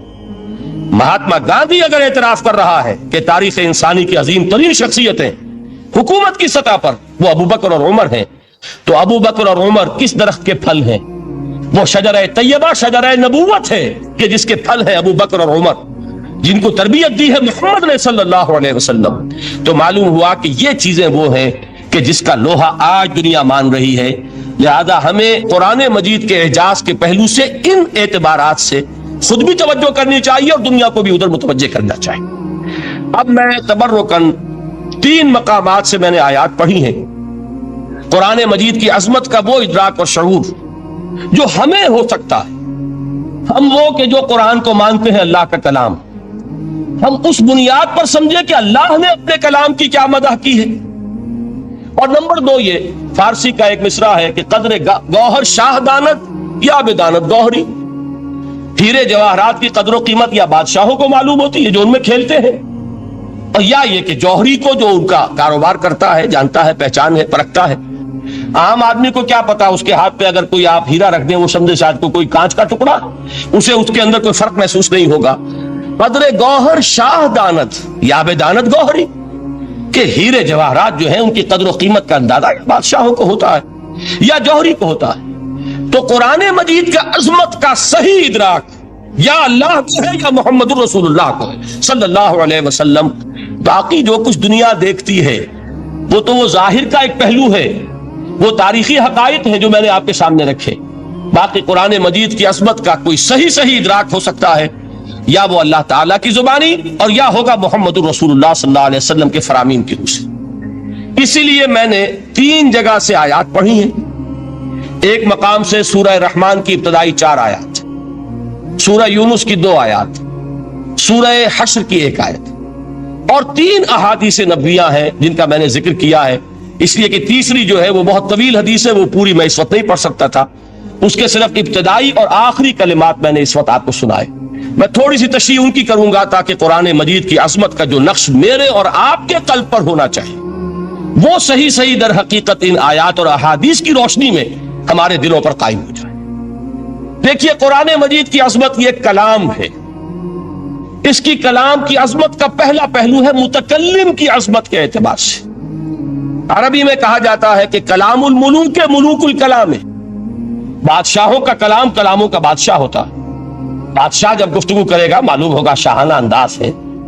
ایک کوئی بھکاری گفتگو کرے گا یا کوئی کجرا گفتگو کرے گا، سبزی فروش کرے گا، کوئی مچھلی فروش کرے گا، ہر چل جائے گا کہ کون بولا. وہ جس کو کہتے ہیں کہ تانت بازی راگ پایا. 2 جملے کوئی شخص بولے گا پتا چل جائے گا کتنے پانی میں ہے، اس کے علم کا، فضل کا، تہذیب کا، تمدن کا کیا معیار ہے. اس لیے کہ کلام جو ہے در حقیقت متکلم کی پوری شخصیت کی عکاسی کرتا ہے. اس کا مقام کیا ہے، اس کا مرتبہ کیا ہے، اس کے ذہن کی بلندی کیا ہے، اس کے فکر کی گہرائی کیا ہے، اس کے افق ذہنی کی وسعت کیا ہے، اس سب کا اندازہ ہوگا کلام سے. تو اب یہ کلام ہے اللہ کا. معلوم ہوا کہ اللہ کی صفات کا ایک کامل عکس قرآن مجید میں موجود ہے. یہ بات سمجھیے. اس کو قرآن نے کس طرح بیان کیا؟ یہ وہ لطیف حقائق ہیں جن کے لیے قرآن مجید تمثیل کا پیرایہ اختیار کرتا ہے. اب سورہ حشر کی تمثیل کیا ہے؟ لو انزلنا هذا القرآن على جبل، اگر ہم نے اس قرآن کو کسی پہاڑ پر اتار دیا ہوتا، لرأيته خاشعا متصدعا من خشیت اللہ، تم دیکھتے اس پہاڑ کو کہ اللہ کی خشیت سے دب جاتا جاتا. وَتِلْكَ الْأَمْثَالُ نَضْرِبُهَا لِلنَّاسِ لَعَلَّهُمْ يَتَفَكَّرُونَ. اور یہ مثالیں ہیں جو ہم لوگوں کے لیے بیان کرتے ہیں تاکہ وہ تفکر سے کام لیں، غور و فکر کریں. اگر میں اور آپ قرآن کی عظمت سے واقف نہیں ہوں گے، اس بات کو نوٹ کر لیجئے، تو میں اور آپ اپنا وقت کیسے صرف کریں گے اس کے لیے؟ انسان کا ایٹیچیوڈ بڑا یوٹیلیٹیرین ہے آج کے انسان کا. خاص طور پر وہ کسی ایسے ہی کام کے لیے وقت لگائے گا جس میں اس کے لیے فائدہ ہو، اور اس فائدے کی چیز اگر نہیں ہے تو اس کی طرف متوجہ نہیں ہوگا. اگر قرآن مجید کی عظمت کا ہمیں ادراک ہو جائے تو ہم اپنا پورا وقت اس کے لیے وقف کر دیں گے، اس کو سمجھیں گے، اس کی گہرائیوں میں غوطہ زنی کریں گے. جیسے اقبال نے کہا کہ قرآن میں ہو غوطہ زن اے مرد مسلمان. لیکن اگر یہ کہ اس کی عظمت کا ادراک نہ ہوا تو بس یہ کہ کبھی اتفاق ہو گیا کہ کھول لیا اور اس کو پڑھ لیا، پڑھ بھی لیا بغیر سمجھے، اور اس کا ثواب کسی اور کو پہنچا دیا. وہ آج حصول ثواب بھی نہیں رہا، ایصال ثواب ہی رہ گیا. ورنہ یہ کہ بہرحال علامہ اقبال نے جو اس پر پھپتی چست کی ہے کہ بایا تشترا کارے جزی نیست کے از یاسین او آسا بمیری. اس قرآن کی عظیم آیات سے اے مسلمان آج تیرا سروکار صرف اتنا رہ گیا ہے کہ کوئی شخص مر رہا ہو، عالم نزا میں ہو، تو اس کو یاسین سنا کر اس کی جان جلدی سے نکال دو، آسانی سے نکل جائے. بس یہ سروکار رہ گیا. میں یہ نہیں کہتا کہ نہ پڑھی جائے، حضور نے فرمایا پڑھنی چاہیے، لیکن صرف یہ نہیں ہے اس کا مصرف. یہ تو انسانی زندگی کی رہنما کتاب بن کر نازل ہوئی ہے. اس کے اوپر اس اعتبار سے توجہ تم نہیں کر رہے ہو، بلکہ تمہاری اس کے ساتھ جو ہے دلچسپی صرف اتنی رہ گئی ہے. پہلی بات یہ کہ یہ سمجھیے کہ قرآن نے یہ تمثیل اختیار کی اپنے عظمت کے بیان کے لیے. اگر ہم نے اس قرآن کو پہاڑ پر اتار دیا ہوتا تو تم دیکھتے کہ وہ جاتا اور تب جاتا. اب اس کو سمجھیے، قرآن یفسر بعضہ بعضا، قرآن کا ایک حصہ دوسرے حصے کی تفسیر کرتا ہے. سورہ اعراف میں واقع آیا ہے کہ حضرت موسیٰ علیہ السلام کا آپ کو معلوم ہے کہ کوہ طور پر اللہ تعالیٰ سے ہم کلامی کا شرف حاصل کرتے تھے. گفتگو ہو رہی ہے لیکن اللہ نظر نہیں آ رہا. اب اس کو اپنے اوپر طاری کیجئے کہ صاف سامنے آتے بھی نہیں، صاف چھپتے بھی نہیں. یہ جو صورتحال تھی کہ اگر کسی کی آپ آواز سن رہے ہیں، کلام سن رہے ہیں، سامنے نہیں آ رہا، تو آپ کے دل میں خواہش پیدا ہوگی کہ ذرا سا یہ پردہ بھی اٹھا دیا جائے، مجھے دیدار بھی حاصل ہو جائے. لہذا سورہ اعراف میں ہے جب کئی بار یہ شرف ہم کلامی حاصل ہوا اللہ سے، تو حضرت موسیٰ علیہ السلام نے بڑی ہمت سے کام لیا، بڑی جرت کی اور درخواست کر دی، رب ارنی انظر الیک. یہ جو پردہ بیچ میں حائل کیا ہوا ہے پروردگار، تو میرا شوق دیکھ، میرا اشتیاق دیکھ، تو مجھے ذرا دیدار بھی عطا ہو جائے. اس پر کیا بات کہی گئی؟ لن ترانی، موسیٰ تم مجھے ہرگز نہیں دیکھ سکتے، تم اس جسد ظاہری کے ساتھ، اس جسد مادی کے ساتھ، ان عنصری آنکھوں سے میرا دیدار نہیں کر سکتے. ولیکن انظر الی الجبل، دیکھو ہم تمہیں ایک مثال دیے دیتے ہیں، ذرا اس پہاڑ کی طرف دیکھو، ہم اپنی ایک تجلی اس پر ڈالیں گے. فَإِنِ اسْتَقَامَ مَكَانَهُ فَسَوْفَ تَرَانِي، اگر وہ پہاڑ ہماری تجلی کو جھیل جائے، تحمل کر لے، تو تم بھی سوچنا کہ شاید ہمیں دیکھ سکو. اس کے بعد ہوا کیا؟ فَلَمَّا تَجَلَّى رَبُّهُ لِلْجَبَلِ جَعَلَهُ دَكًّا وَخَرَّ مُوسَىٰ صَعِقًا. جب اللہ تعالیٰ نے پہاڑ پر اپنی ایک تجلی ڈالی تو وہ پہاڑ جو ہے گیا. اور موسیٰ، اب دیکھیے براہ راست تجلی موسیٰ پر نہیں ہے، یہ انڈائریکٹ مشاہدہ ہے تجلی ربانی کا کہ جو پہاڑ پر ہوئی ہے، اور پہاڑ کی جو کیفیت ہوئی ہے اس کے مشاہدے سے حضرت موسیٰ بے ہوش ہو کر گر گئے. وَصَعِقَ مُوسَىٰ خَرَّ مُوسَىٰ صَعِقًا. یہ ہے وہ مثال جو یہاں دی ہے قرآن کے لیے. لَوْ أَنزَلْنَا هَذَا الْقُرْآنَ عَلَىٰ جَبَلٍ لَرَأَيْتَهُ خَاشِعًا مُتَصَدِّعًا مِنْ خَشْيَةِ اللَّهِ. نتیجہ کیا نکلا؟ انفر کیجئے، استدلال، استنتاج.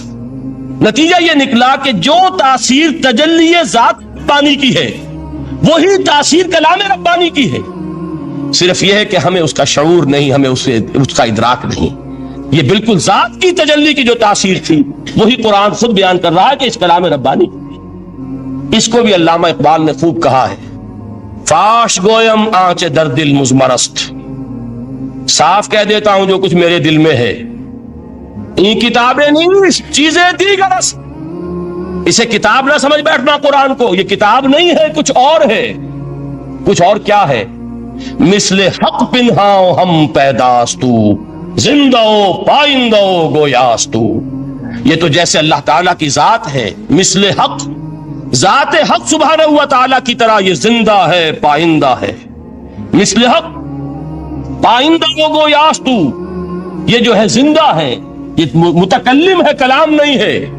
کل صفات ربانیہ جو ہیں ظاہر اور باطن، مثل حق پنہا، ظاہر و پنہا، اور حی و قیوم جیسے اللہ کی ذات ہے، وہی صفات اس کلام کی ہے. اور اس کے بعد وہ شعر آیا تھا جو میں پہلے سنا چکا ہوں، چوں بجاں در رفت جاں دیگر شود. جب یہ قرآن کسی انسان کے اندر سرایت کر جاتا ہے، اس کے دل پر نازل ہوتا ہے. دیکھیے یہ الفاظ آپ کو کہیں اور نہیں ملیں گے. میرے نزدیک جہاں علامہ اقبال اس دور میں قرآن کی عظمت کا سب سے بڑا ثبوت ہے، وہاں عظمت قرآنی کے سب سے زیادہ واقف اور اس کا سب سے زیادہ شعور رکھنے والے بھی علامہ اقبال ہیں. یہ الفاظ آپ کو کہیں نہیں مل سکیں گے کہ مثل حق پنہاؤ ہم پیداستو، زندہ پائندہ گویاستو، چوں بجاں در رفت جاں دیگر شود، جاں چو دیگر شد جہاں دیگر شود.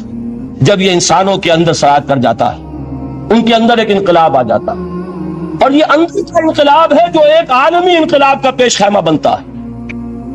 آپ آرڈیننس کے ذریعے سے نمازیں پڑھوائیں گے تو پھر نماز وہی پڑھی جائے گی جو آفس ٹائم میں آئے گی. آخری اور کیوں پڑھیں گے؟ وہ تو آرڈیننس کے ذریعے سے پڑھائی جا رہی ہے نا. اس کا حشر تو وہ ہوگا جو ہمارے ہاں دیکھ چکا ہے. اور اس وقت بھی اس زمانے میں میں نے یہ سنا ایک جگہ کہ کلاس 4 امپلائیز جو ہیں وہ شروع میں جب آرڈیننس نافذ ہوا تھا ہمارے ہاں تو دفتروں میں بڑا اہتمام ہوا، آفیسرز نے خاص طور پر بڑے اہتمام سے ظہر کی نماز پڑھنی شروع کی، لیکن مجھے بتایا گیا کہ کلاس 4 امپلائیز جو ہیں ہمارے، یہ ڈرائیورز ہیں، پینز ہیں، یہ کھڑے ہنستے رہتے ہیں، شریک نہیں ہوتے۔ میں نے ان سے کہا وہ اس لیے کہ انہیں معلوم ہے کہ آپ بھی تو یہی پڑھ رہے ہیں صرف نماز، باقی آپ کے ڈرائیور سے اور آپ کے خانسامہ سے یہ بات چھپی ہوئی نہیں ہے کہ عصر آپ نے بھی نہیں پڑھنی، یہ صرف زور ہے جو آپ پڑھ رہے ہیں۔ تو یہ اصل میں اندر سے انقلاب جب تک نہ آئے، باہر کا دھوسا ہوا انقلاب، وہ تو جب پریشر ہٹ جائے گا تبدیلی ختم ہو جائے گا۔ چوں بجاں در رفت جہاں دیگر شود، اندر انقلاب آئے، جب اندر تبدیلی ہو جائے گی اب انسان کا پورا وجود بدلے گا، پھر اس کے اندر سے تبدیلی جو ہے وہ ابھرے گی، اسے کسی خارجی دباؤ کی ضرورت نہیں ہوگی۔ جہاں چو دیگر شد جہاں دیگر شود، اور جب انسانی شخصیتوں کے اندر یہ انقلاب اندر سے آتا ہے تو پھر وہ عالمی انقلاب بنتا ہے، جیسے کہ محمد رسول اللہ کا انقلاب۔ واقعہ یہ ہے کہ اگر جوش کانسپیریسی، عبداللہ ابن سبا کی سازش اگر کامیاب نہ ہو گئی ہوتی اور مسلمانوں کے اندر آپس کا اختلاف اور سرپھٹول نہ ہو جاتا، جو حضرت عثمان کی شہادت، پھر حضرت علی کی شہادت رضی اللہ تعالی عنہما، اور حضرت علی کی دوران خلافت یہ آپس کے جو جنگیں ہوئی، جنگ جمل، جنگ صفین، جنگ نہروان، اگر یہ نہ ہوئی ہوتی تو جس سپیڈ کے ساتھ اور رفتار کے ساتھ انقلاب محمدی کی توسیع ہو رہی تھی علی صاحب الصلاۃ والسلام، کوئی طاقت دنیا میں نہیں تھی۔ اقبال نے اس کا بھی نقشہ کھینچا ہے کہ تھمتا نہ تھا کسی سے سیل رواں ہمارا، وہ سیل رواں تھا، کوئی روکنے والا نہیں تھا۔ انٹرنل سیبوٹاج وہ ہے کہ جس نے اس انقلاب کا راستہ روکا۔ تو واقعہ یہ ہے کہ وہ اندرونی انقلاب حضور نے برپا کیا قرآن کے ذریعے صحابہ میں، اندر سے جو انقلاب تھا اس نے عرب میں ایک انقلاب کی شکل اختیار کی، اور یہ انقلاب جو ہے اتنی اپنے اندر قوت رکھتا تھا، اتنی پوٹینشیلٹی تھی اس کی کہ وہ 20 برس کے اندر کہاں آکسس دریائے جیہوں، کہاں اٹلانٹک، تصور تو کی تاریخ میں اس سے پہلے اتنی بڑی کوئی مملکت قائم ہوئی نہیں، کہاں یمن اور کہاں ایشیا کوچک، ایشیا مائنر، ٹرکی، یہاں سے وہاں اور وہاں سے یہاں، اتنی عظیم مملکت حضرت عثمان رضی اللہ تعالیٰ عنہ کے خلافت میں ہو چکی تھی۔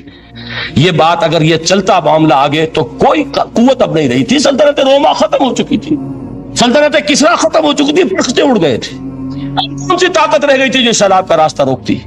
یہ وہ یہودی سازش ہے جس نے اندر سے سیبوٹاج کیا۔ بہرحال یہ ہے انقلاب محمدی کا طریقہ، اندر سے تبدیلی۔ اسی کو علامہ اقبال نے کہا ہے، تیرے ضمیر پہ جب تک نہ ہو نزول کتاب، گرہ کشا ہے نہ راضی نہ صاحب کشاف۔ یہ قرآن اب بھی تم ایسے محسوس کرو کہ جیسے تمہارے دل پر نازل ہو رہا ہے۔ اور مجھے یاد آیا امام ابن قیم رحمت اللہ علیہ، ان کا ایک بڑا پیارا جملہ ہے، وہ کہتے ہیں قرآن کے بعض پڑھنے والے ایسے ہیں کہ جب وہ قرآن کو پڑھتے ہیں تو یوں محسوس کرتے ہیں کہ قرآن مصحف میں لکھا ہوا نہیں ہے، ان کے اپنے دل کے اوپر کندہ ہے، دل کے اوپر سے پڑھ رہے ہیں، یعنی اتنی کامل مطابقت وہ محسوس کرتے ہیں، اپنی فطرت، ہیومن نیچر اور قرآن کے اندر اتنی مطابقت ہے، اس طرح وہ ٹیلی کرتے ہیں ایک دوسرے کے ساتھ کہ محسوس ہوتا ہے کہ وہ کتاب ان صفحات میں لکھی ہوئی نہیں ہے بلکہ لوح قلب پر لکھی ہوئی ہے کہ جہاں سے وہ انسان اسے پڑھ رہا ہے۔ تو پہلی بات تو قرآن مجید کی اس آیت کے حوالے سے اس پہلو سے ہمارے سامنے آئی کہ جو تاثیر ہے ذات ربانی کی تجلی کی، وہی تاثیر ہے اس قرآن مجید کی، بشرطے کہ ہمارے دل جو ہیں وہ کچھ اپنے اندر اس استعداد اور صلاحیت کو پیدا کر لیں۔ دوسرا مقام ہے سورہ یونس کا۔ اب کسی کلام کی عظمت کا دوسرا پہلو ہو سکتا ہے اس کی افادیت کے اعتبار سے، اس سے فائدہ کیا ہوگا نوع انسانی کے لیے۔ دیکھیے 2 آیات، یہ عظیم خزانے ہیں عظمت قرآن کے۔ سورہ یونس میں یا ایھا الناس، اے لوگو، قد جاءتکم موعظۃ من ربکم وشفاء لما فی الصدور وہدی ورحمۃ للمؤمنین۔ 4 الفاظ نوٹ کر لیجئے۔ اے لوگو، آ گئی ہے تمہارے پاس وہ چیز تمہارے رب کی طرف سے جو موعظہ ہے۔ موعظہ کسے کہتے ہیں؟ نصیحت۔ اس بات کو ذرا سمجھ لیجئے، ترتیب کیا ہے۔ نصیحت اسے کہتے ہیں، جی رہا نہیں جا رہا، میں نے اس کی ترتیب بدلی ہوئی ہے۔ مجھے یاد دلایا ایک صاحب نے کہ سورہ رحمان کی ابتدائی آیات کا بیان تو رہ گیا، وہ رہا نہیں، میں نے پڑھا کسی اور ترتیب سے تھا، بیان کسی اور ترتیب سے کر رہا ہوں۔ پڑھنے میں 4، 2 اور 1 اور اب جو میں بیان کر رہا ہوں، پہلے ایک آیت سورہ حشر کی جو بیان کی، اب 2 آیات ہیں سورہ یونس کی۔ لوگوں تمہارے پاس آ گئی ہے تمہارے رب کی طرف سے موعظت، اور تمہارے سینوں کے اندر جو روگ ہیں ان کے لیے علاج۔ توجہ کیجئے گا، ہم نے قرآن کو کیا سمجھا ہے؟ صرف ایک مقدس کتاب، ایک حصول ثواب یا ایصال ثواب کا آلہ۔ قرآن ہے کیا؟ نمبر 1 موعظہ۔ موعظہ کسے کہتے ہیں؟ وعظ اسے کہتے ہیں وہ بات جس سے دل نرم ہو جائے، دل کے اندر گداز پیدا کرنے والی شے۔ وجہ کیا ہے؟ اعلیٰ سے اعلیٰ حکیمانہ بات کسی سے کہی جائے، دل سخت ہے، اثر نہیں ہوگا، ایک کرسٹ آ جاتا ہے انسان کے دل کے اوپر۔ جیسے کہ یہود کے علماء کے بارے میں فرمایا گیا، ثم قست قلوبکم فہی کالحجارۃ او اشد قسوہ وان من الحجارۃ لما يتفجر منه الانہار وان منها لما يهبط من خشیۃ اللہ وان منها لما يشقق فيخرج منه الماء۔ اے لوگوں، پھر تمہارے دل سخت ہوتے چلے گئے، پھر وہ پتھروں کے مانند سخت ہو گئے، بلکہ ان سے بھی زیادہ سخت، اس لیے کہ پتھروں میں تو وہ بھی ہوتے ہیں کہ جو اللہ کے خوف سے گر جاتے ہیں، پتھروں میں وہ بھی ہوتے ہیں کہ جو اللہ کی خشیت سے پھٹ جاتے ہیں، ان میں سے پانی بہ نکلتا ہے۔ پتھر تو اس طرح کے ہیں، لیکن انسان کا دل جب سخت ہو جائے، جب پتھر بن جائے، تو کوئی شے دنیا کی اس کی سختی کا مقابلہ نہیں کر سکتی۔ پہلے اس سختی کو نرم کریں گے، جیسے زمین ہے چٹیل زمین، اس زمین کے اندر ہل چلے گا تو بارش جو ہے فائدہ دے گی، اس کو آپ زمین کو نرم کرتے ہیں تاکہ وہ بارش کو جذب کرے، ورنہ چٹیل زمین ہے سخت، وہ پانی بہ جائے گا اور وہ زمین کے اندر جذب نہیں ہوگا۔ تو پہلا لفظ استعمال کیا موعظہ۔ یہ قرآن واعظ ہے، نصیحت ہے، دلوں کو نرم کرتا ہے، دلوں پر جو کرسٹ آ گیا ہے سخت اسے توڑتا ہے، اس میں ہل چلاتا ہے۔ پھر کیا کرتا ہے؟ پھر جب یہ جذب ہوتا ہے، شفاء لما فی الصدور، جو سینے کے روگ ہیں ان کے لیے شفا ہے۔ اب آپ غور کیجئے گا، علامہ اقبال نے انہی 2 اعتبارات سے مسلمانوں کا مرثیہ کہا ہے کہ مسلمانوں نے اس قرآن کو نہ موعظہ کے لیے استعمال کیا اور نہ تزکیہ نفس کے لیے استعمال کیا، بلکہ اس کو تو صرف بنا لیا ہے وہ جان آسانی سے نکالنے کا نسخہ یا ایصال ثواب کا حل۔ چنانچہ کہتے ہیں واعظ کے لیے واعظ دستاں زنو افسانہ بند۔ واعظ جو ہے ہمارے داستانے کہتے ہیں، افسانے کہتے ہیں، قصے کہتے ہیں، لطیفے کہتے ہیں، معنی او پست و حرف او بلند۔ اس کے بیان میں معنی تو ہوتے ہیں بہت ہی گھٹیا، نیچے کے پست، الفاظ کا شکو ہوتا ہے، الفاظ بہت اونچے ہوتے ہیں۔ از خطیب و دیلمی گفتارے او با ضعیف و شاذ و مرسل کارے او۔ سارا باز و نصیحت جو ہو رہا ہے وہ ضعیف حدیثوں کے ذریعے سے، ضعیف روایات بخاری کی ہو، مسلم کی ہو، ترمذی کی ہو، ابن ماجہ کی ہو۔ کہاں خطیب بغدادی اور دیلمی، وہ کتابیں کہ جن کی کوئی سند نہیں ہے، وہاں کی روایات کے ذریعے سے لوگوں کو تذکیر کرنے کی کوشش کر رہے ہیں۔ با ضعیف و شاذ و مرسل کارے ہو، ضعیف روایات، شاذ روایات، مرسل روایات، جن کا سلسلہ روایت محمد رسول اللہ تک متصل نہیں ہے، اس کے ذریعے سے کر رہے ہیں۔ حالانکہ موعظہ، سب سے بڑا موعظہ یہ قرآن تھا۔ قرآن کہتا ہے خود فذکر بالقرآن من یخاف وعید۔ اے محمد صلی اللہ علیہ وسلم، آپ اس قرآن کے ذریعے نصیحت کیجئے۔ یہ قرآن ہے جو دلوں کی سختی کو ختم کرے گا، گداز پیدا کرے گا۔ دوسری طرف علامہ اقبال کیا کہتے ہیں کہ جہاں تک ہمارے ہاں جو بھی تصوف کے معروف حلقے ہیں، صوفیاء حق کی بات نہیں کہہ رہا، وہاں قوالی ہو رہی ہوگی تو حال آ جائے گا۔ صوفی پشمینہ پوشے حال مست، از شراب نغمہ قوال مست۔ قوال سے جو کچھ مل رہا ہے، حال آ رہا ہے، مستی آ رہی ہے، کیف اور سرور حاصل ہو گیا ہے۔ صوفی پشمینہ پوشے حال مست، از شراب نغمہ قوال مست۔ لیکن یہ کہ اس کی محفل میں در نمی سعادت بقرآن محفلش، اس کی محفل میں قرآن کا کہیں گزر نہیں ہے۔ جبکہ محمد الرسول اللہ صلی اللہ علیہ وسلم کی بھی ایک محفل ہوتی تھی، محفل سماع۔ وہ محفل سماع کیا تھی؟ حضور صحابہ سے فرمائش کر کر کے قرآن سنتے تھے۔ حضرت عبداللہ ابن مسعود رضی اللہ تعالیٰ عنہ کی روایت موجود ہے کہ مجھے ایک مرتبہ حکم دیا حضور نے کہ قرآن سناؤ۔ میں نے عرض کیا حضور آپ کو سناؤں؟ آپ پر تو نازل ہوا ہے۔ تو حضور نے فرمایا نہیں، مجھے کسی اور سے سن کر کچھ اور لطف حاصل ہوتا ہے۔ اب امتثال امر میں حضرت عبداللہ ابن مسعود رضی اللہ تعالیٰ عنہ نے سورہ نساء پڑھنی شروع کی. 41ویں آیت پر پہنچے. چشم تصور سے دیکھیے کہ حضور بھی تشریف فرما ہے, صحابہ کرام کی محفل ہے, اور صحابہ کیسے بیٹھا کرتے تھے ادب کے ساتھ. ایک روایت میں الفاظ آئے ایسے بیٹھتے تھے ساکت و صامت ہو کر, بالکل خاموش, سکون, ساکن اور ساکت اور صامت, کہ جیسے ان کے سروں پر پرندے بیٹھے ہیں کہ ذرا جنبش کریں گے تو پرندہ اڑ جائے گا, اس ادب کے ساتھ. تو وہ محفل جو ہے حضور صلی اللہ علیہ وسلم کی, اور ایک صحابی حضرت عبداللہ ابن مسعود گردن نیچی کیے ہوئے ہیں اور قرآن پڑھتے چلے جا رہے ہیں. جب اس آیت پر پہنچے فَكَيْفَ إِذَا جِئْنَا مِن كُلِّ أُمَّةٍ بِشَهِيدٍ وَجِئْنَا بِكَ عَلَى هَؤُلَاءِ شَهِيدًا, کیا ہوگا اس دن جس دن کہ ہم ہر امت پر ایک گواہ کھڑا کریں گے, اور اے نبی آپ کو گواہ بنا کر لائیں گے ان کے خلاف. آپ کو یہ ٹیسٹیفائی کرنا ہوگا کہ اللہ تیرا جو کلام میرے پاس آیا تھا میں نے پہنچا دیا تھا, اب ان کی ذمہ داری ہے. They are accountable, they are responsible. اس پر حضور نے فوراً فرمایا حسبک حسبک, بس کرو بس کرو. اور حضرت عبداللہ ابن مسعود فرماتے ہیں کہ میں نے جب نگاہ اٹھا کر دیکھا حضور کے آنکھوں سے آنسو روا تھے. یہ ہے سماع, یہ محفل سماع ہے. کاش کہ اللہ تعالی ہمیں اس کی توفیق عطا فرمائے. یہ ہے مسنون محفل سماع. اس قرآن کے اندر وہ گداز ہے. آیا کہ نہیں ساتویں پارے کے بالکل آغاز میں وَإِذَا سَمِعُوا مَا أُنزِلَ إِلَى الرَّسُولِ تَرَىٰ أَعْيُنَهُمْ تَفِيضُ مِنَ الدَّمْعِ مِمَّا عَرَفُوا مِنَ الْحَقِّ يَقُولُونَ رَبَّنَا آمَنَّا فَاكْتُبْنَا مَعَ الشَّاهِدِينَ. تو یہ ہے دوسری چیز کہ در حقیقت تزکیہ نفس کا ذریعہ یہ قرآن ہے.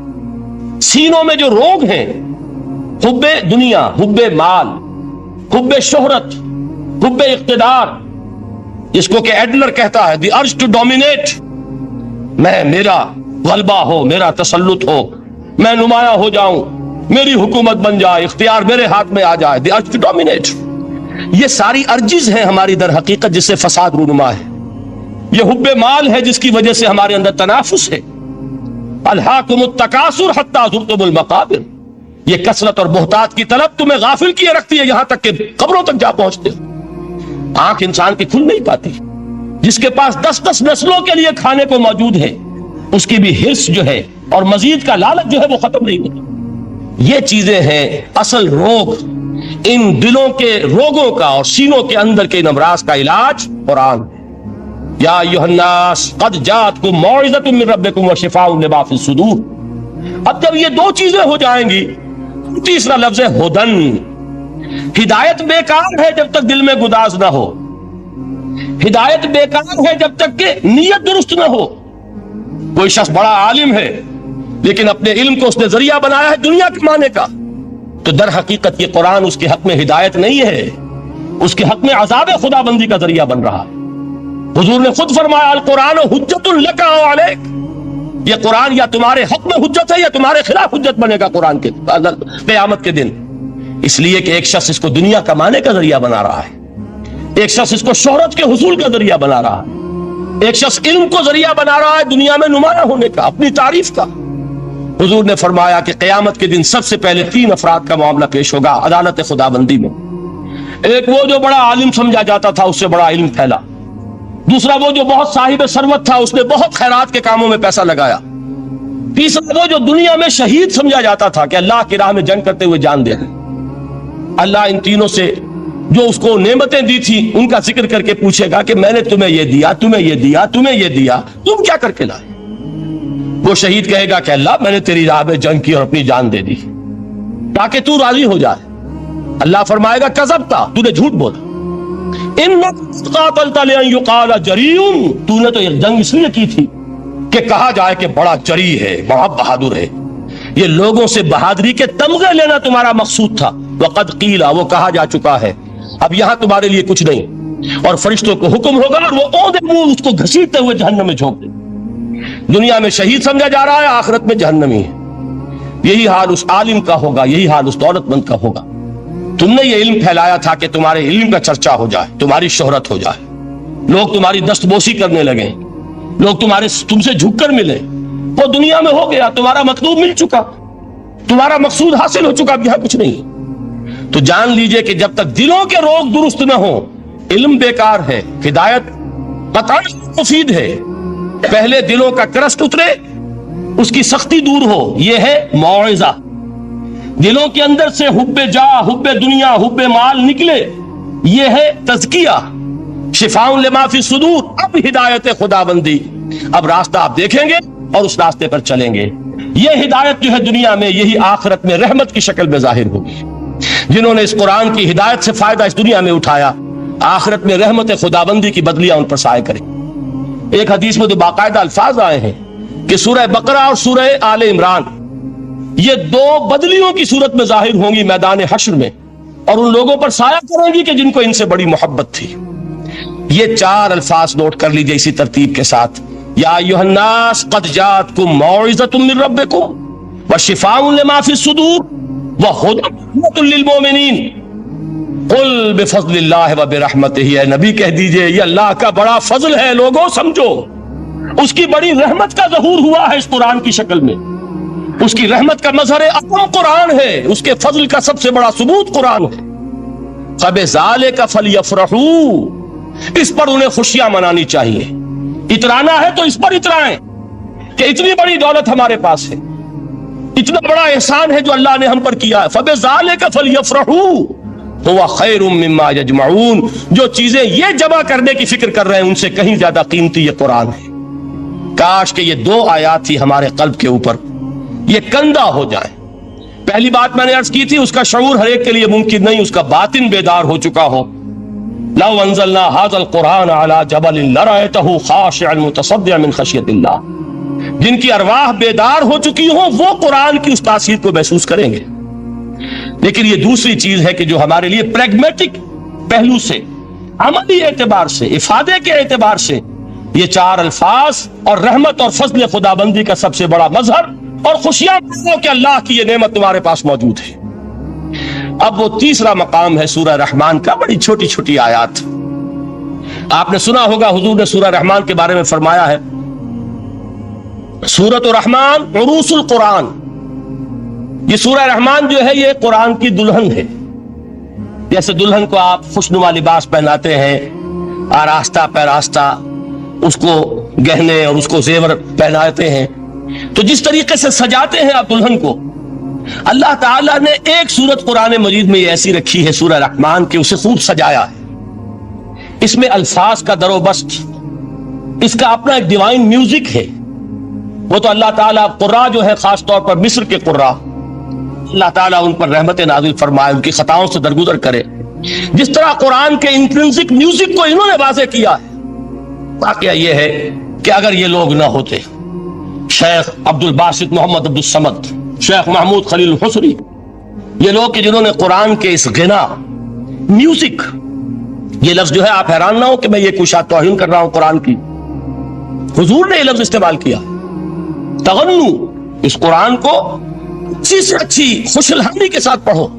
من لم یتغن بالقرآن فلیس منا، جو قرآن کو بہتر سے بہتر انداز میں، اچھی سے اچھی آواز میں، خوش الحانی کے ساتھ پڑھنے کی کوشش نہیں کرتا، وہ ہم میں سے نہیں ہے۔ بلکہ ایک مرتبہ حضور رات کے وقت آپ گشت پر تھے اپنے ساتھیوں کے حالات معلوم کرنے کے لیے۔ حضرت ابو موسیٰ اشعری رضی اللہ تعالیٰ عنہ ایک صحابی ہیں، ان کے گھر کے پاس سے گزر ہوا، وہ رات کو تہجد پڑھ رہے تھے، کھڑے ہوئے کیف کے عالم میں قرآن تلاوت کر رہے ہیں۔ حضور کو بہت پسند آئی ان کی قرات، کافی دیر تک وہاں کھڑے سنتے رہے۔ اب انہیں کیا پتا کون سن رہا ہے، بالکل اسی طرح سمجھ لیجئے ایک بات یاد آئی ہے، حضور فرماتے ہیں کہ جس طرح کان لگا کر اللہ قرآن کو سن، کسی چیز کو نہیں سنتا۔ ہمیں نظر نہیں آتا نا، ہمیں معلوم نہیں، ہم قرآن پڑھ رہے ہیں تو سننے والا کون ہے؟ سب سے زیادہ کان لگا کر خود اللہ۔ یہاں اس لیے مجھے یاد آیا کہ ابو موسیٰ اشعری کو کیا پتا تھا کہ کون سن رہا ہے۔ اپنی کیفیت میں نماز میں تہجد میں قرآن کی تلاوت کر رہے تھے، اور ظاہر بات ہے ان کے گھر ایکڑوں میں بنے ہوئے نہیں تھے، ایک ایک کمرہ، ایک ایک کوئی حجرہ، ایسے ہی تو گھر تھے نا صحابہ کے، لہذا حضور پاس سے گزرے، آواز آئی، کافی دیر سنتے رہے۔ اس کے بعد آپ تشریف لے گئے، صبح فجر میں ملاقات ہوئی تو حضور نے تحسین کے انداز میں فرمایا، یا ابا موسیٰ انک قد اوتیت مزمارا من مزامیر آل داؤد، اے ابو موسیٰ تمہیں تو آل داؤد کے سازوں میں سے ایک ساز اللہ نے عطا فرما دیا ہے۔ جس طرح حضرت داؤد، لہن داؤدی مشہور ہے کہ جب وہ پچھلے پہر رات کو حمد کے ترانے الاپتے تھے، قرآن میں ہے کہ پرندے شامل ہو جاتے تھے ساتھ، اور پہاڑ وجد میں آتے تھے، پہاڑ بھی ان کے ساتھ شریک ہوتے تھے۔ تو جس طرح کا اللہ نے ان کو لہن عطا فرمایا تھا، حضور نے تحسین کے انداز میں فرمایا ہے ابو موسیٰ اشعری، اللہ نے تمہیں بھی آل داؤد کے سازوں میں سے ایک ساز عطا فرمایا۔ بہرحال قرآن مجید کا جو یہ میوزک ہے، قرآن کے الفاظ کا جو حسن ہے، جہاں تک حسن معنوی ہے وہ تو ہر لفظ میں ہے، لیکن یہ حسن ظاہری، حسن صوتی، حسن لفظی، یہ اپنے کلائمیکس پر آپ کو نظر آئے گا سورہ رحمان میں۔ لیکن قرآن میں یہ سورت اس اعتبار سے بھی ممتاز ہے، اس کی 4 آیات پر ذرا توجہ کریں گے، عجیب حقائق سامنے آئیں گے۔ جہاں یہ قرآن مجید کے حسن صوت اور حسن لفظی کی معراج ہے، وہیں اس کی پہلی 4 آیات میں 4 چوٹی کی چیزوں کا ذکر ہے، سب سے اونچی چیزیں۔ پہلی آیت کیا ہے؟ الرحمن، ایک آیت ہو گئی۔ رحمان کیا ہے؟ اللہ کا نام ہے۔ کبھی آپ نے غور کیا اللہ کے ناموں میں سب سے پیارا نام کون سا ہوگا؟ رحمان۔ کیوں؟ اس کا مادہ کیا ہے؟ ہمیں سب سے بڑھ کر جس چیز کی ضرورت ہے وہ کیا ہے؟ رحمت خداوندی۔ نام اچھی طرح سن لیجئے اس حضور کی قول کو۔ حضور فرماتے ہیں کوئی شخص جنت میں مجرد اپنے عمل کی بنیاد پر داخل نہیں ہو سکے گا جب تک کہ رحمت خداوندی دستگیری نہ کرے۔ کسی صحابی نے بڑی ہمت اور جرات کا ثبوت دیا کہ پوچھ لیا کیا حضور آپ بھی؟ جب آپ نے فرمایا کوئی شخص داخل نہیں ہو سکتا جنت میں محض اپنے عمل کی بنیاد پر جب تک کہ رحمت خداوندی جو ہے وہ دستگیری نہ فرمائے۔ پوچھا گیا کیا آپ بھی؟ آپ نے فرمایا ہاں میں بھی۔ آپ اندازہ کیجئے کہ اگر محمد الرسول اللہ بھی رحمت خداوندی کے ضرورت مند ہوں تو تاب دیگراں چہ رسد، ہماری تو سب سے بڑی ضرورت رحمت خداوندی ہے۔ اب یہ رحمت جو ہے قرآن مجید میں اللہ تعالیٰ کی یہ شان 2 الفاظ کے ذریعے سے آتی ہے، رحیم اور رحمان۔ اور کوئی مادہ نہیں ہے جس سے 2 نام بنتے ہوں اللہ کے، لیکن یہ مادہ ہے واحد رحمت کا کہ جس سے رحمان بھی ہے رحیم بھی ہے۔ رحیم صفت مشبہ ہے، رحمت دائم ہو جائے گی، مستقل ہوگی تو رحیم کہیں گے۔ اور رحمان، اس میں رحمت کی ہے وہ شان ہے کہ جیسے ٹھاٹھے مارتا ہوا سمندر ہو، ہیجان کی کیفیت، طوفانی کیفیت، رحمت خداوندی کا طوفانی جوش، وہ ہے رحمان۔ آپ تو رہتے اس علاقے میں ہیں، آپ کو معلوم ہے عرب اگر بھوکا مرا جا رہا ہو تو کیا کہے گا؟ انا جوعان۔ پیاسا مرا جا رہا ہو انا عطشان۔ بہت غضبناک ہوگا غضبان، غضبان آصفہ قرآن میں آیا، بہت غضبناک۔ رحمان جس کی رحمت جو ہے جوش میں ہے، ٹھاٹھے مارتے ہوئے سمندر کے مانند۔ تو یہ اللہ تعالیٰ کے ناموں میں سب سے پیارا نام۔ اب آگے چلیے، الرحمن علم القرآن، رحمان نے قرآن سکھایا۔ رحمت خداوندی کا سب سے بڑا مظہر، رحمان کی رحمانیت کا سب سے بڑا مظہر قرآن ہے۔ ان میں جو منطقی ربط ہے اس کو سمجھتے جائیے۔ اچھا آپ یہ سوچئے جو علم بھی انسان کو حاصل ہوا وہ کس نے دیا؟ اللہ نے۔ سائنس کا علم کس نے دیا؟ اللہ نے۔ علم آدم الاسماء کلہا، وہ علم الاسماء جو حضرت آدم کو دے دیا گیا تھا ازل میں، یہ اسی کا ظہور ہے، یہ اسی کی ایکسفولیشن ہے جو ہو رہی ہے اور ہوتی رہے گی ابھی۔ اور دوسرے علم ہے وہ کس نے دی؟ اللہ نے دی۔ لا یحیطون بشیء من علمہ الا بما شاء، مخلوق میں سے کوئی اللہ کے علم میں سے کسی شے کا احاطہ نہیں کر سکتا مگر وہ جتنا اللہ دینا چاہے۔ لیکن یہ کہ تمام علوم میں چوٹی کا علم قرآن، نوٹ کرتے جائیے، اب چوٹی کی چیزیں جمع کیجئے۔ اللہ کے ناموں میں چوٹی کا نام رحمان، اللہ نے جو کچھ انسان کو سکھایا اس میں چوٹی کا علم قرآن۔ خلق الانسان، انسان کو پیدا فرمایا۔ سوال یہ کہ حیوانات کو کس نے پیدا فرمایا؟ آسمان کس نے پیدا کیے؟ زمین کس نے پیدا کی؟ فرشتے کس نے پیدا کیے؟ کیا مطلب خلق الانسان؟ اس کی تمام مخلوقات میں اس کا کلائمیکس، اس کی تخلیق کی معراج، اس کے تخلیق کا نقطہ عروج انسان ہے۔ یہ ہے کہ جو مسجود ملائک بنا ہے۔ وَلَقَدْ كَرَّمْنَا بَنِي آدَمَ وَحَمَلْنَاهُمْ فِي الْبَرِّ وَالْبَحْرِ وَرَزَقْنَاهُمْ مِنَ الطَّيِّبَاتِ وَفَضَّلْنَاهُمْ عَلَى كَثِيرٍ مِّمَّنْ خَلَقْنَا تَفْضِيلًا۔ تو تخلیق میں سب سے اونچی تخلیق انسان کی، علموں میں سب سے اونچا علم قرآن کا، اللہ کے ناموں میں سب سے اونچا نام رحمان. اب آئیے چوتھی چیز، علمہ البیان، انسان کو بیان کی صلاحیت عطا فرمائی. کیا اور کوئی صلاحیت عطا نہیں کی؟ بینائی کس نے دی؟ اللہ نے. اسی طریقے سے سماعت کس نے عطا فرمائی؟ اللہ. کتنی فیکلٹیز ہیں، کتنے ایکسٹرنل آرگنز ہیں سینس کے، کتنے انٹرنل سینسز ہیں جو اللہ نے دیے ہیں. لیکن یہاں بھی سمجھ لیجئے جتنی فیکلٹیز ہیں ہیومن فیکلٹیز، ان میں ٹاپ کی فیکلٹی جو ہے وہ اسپیچ ہے، کلام ہے، بیان ہے.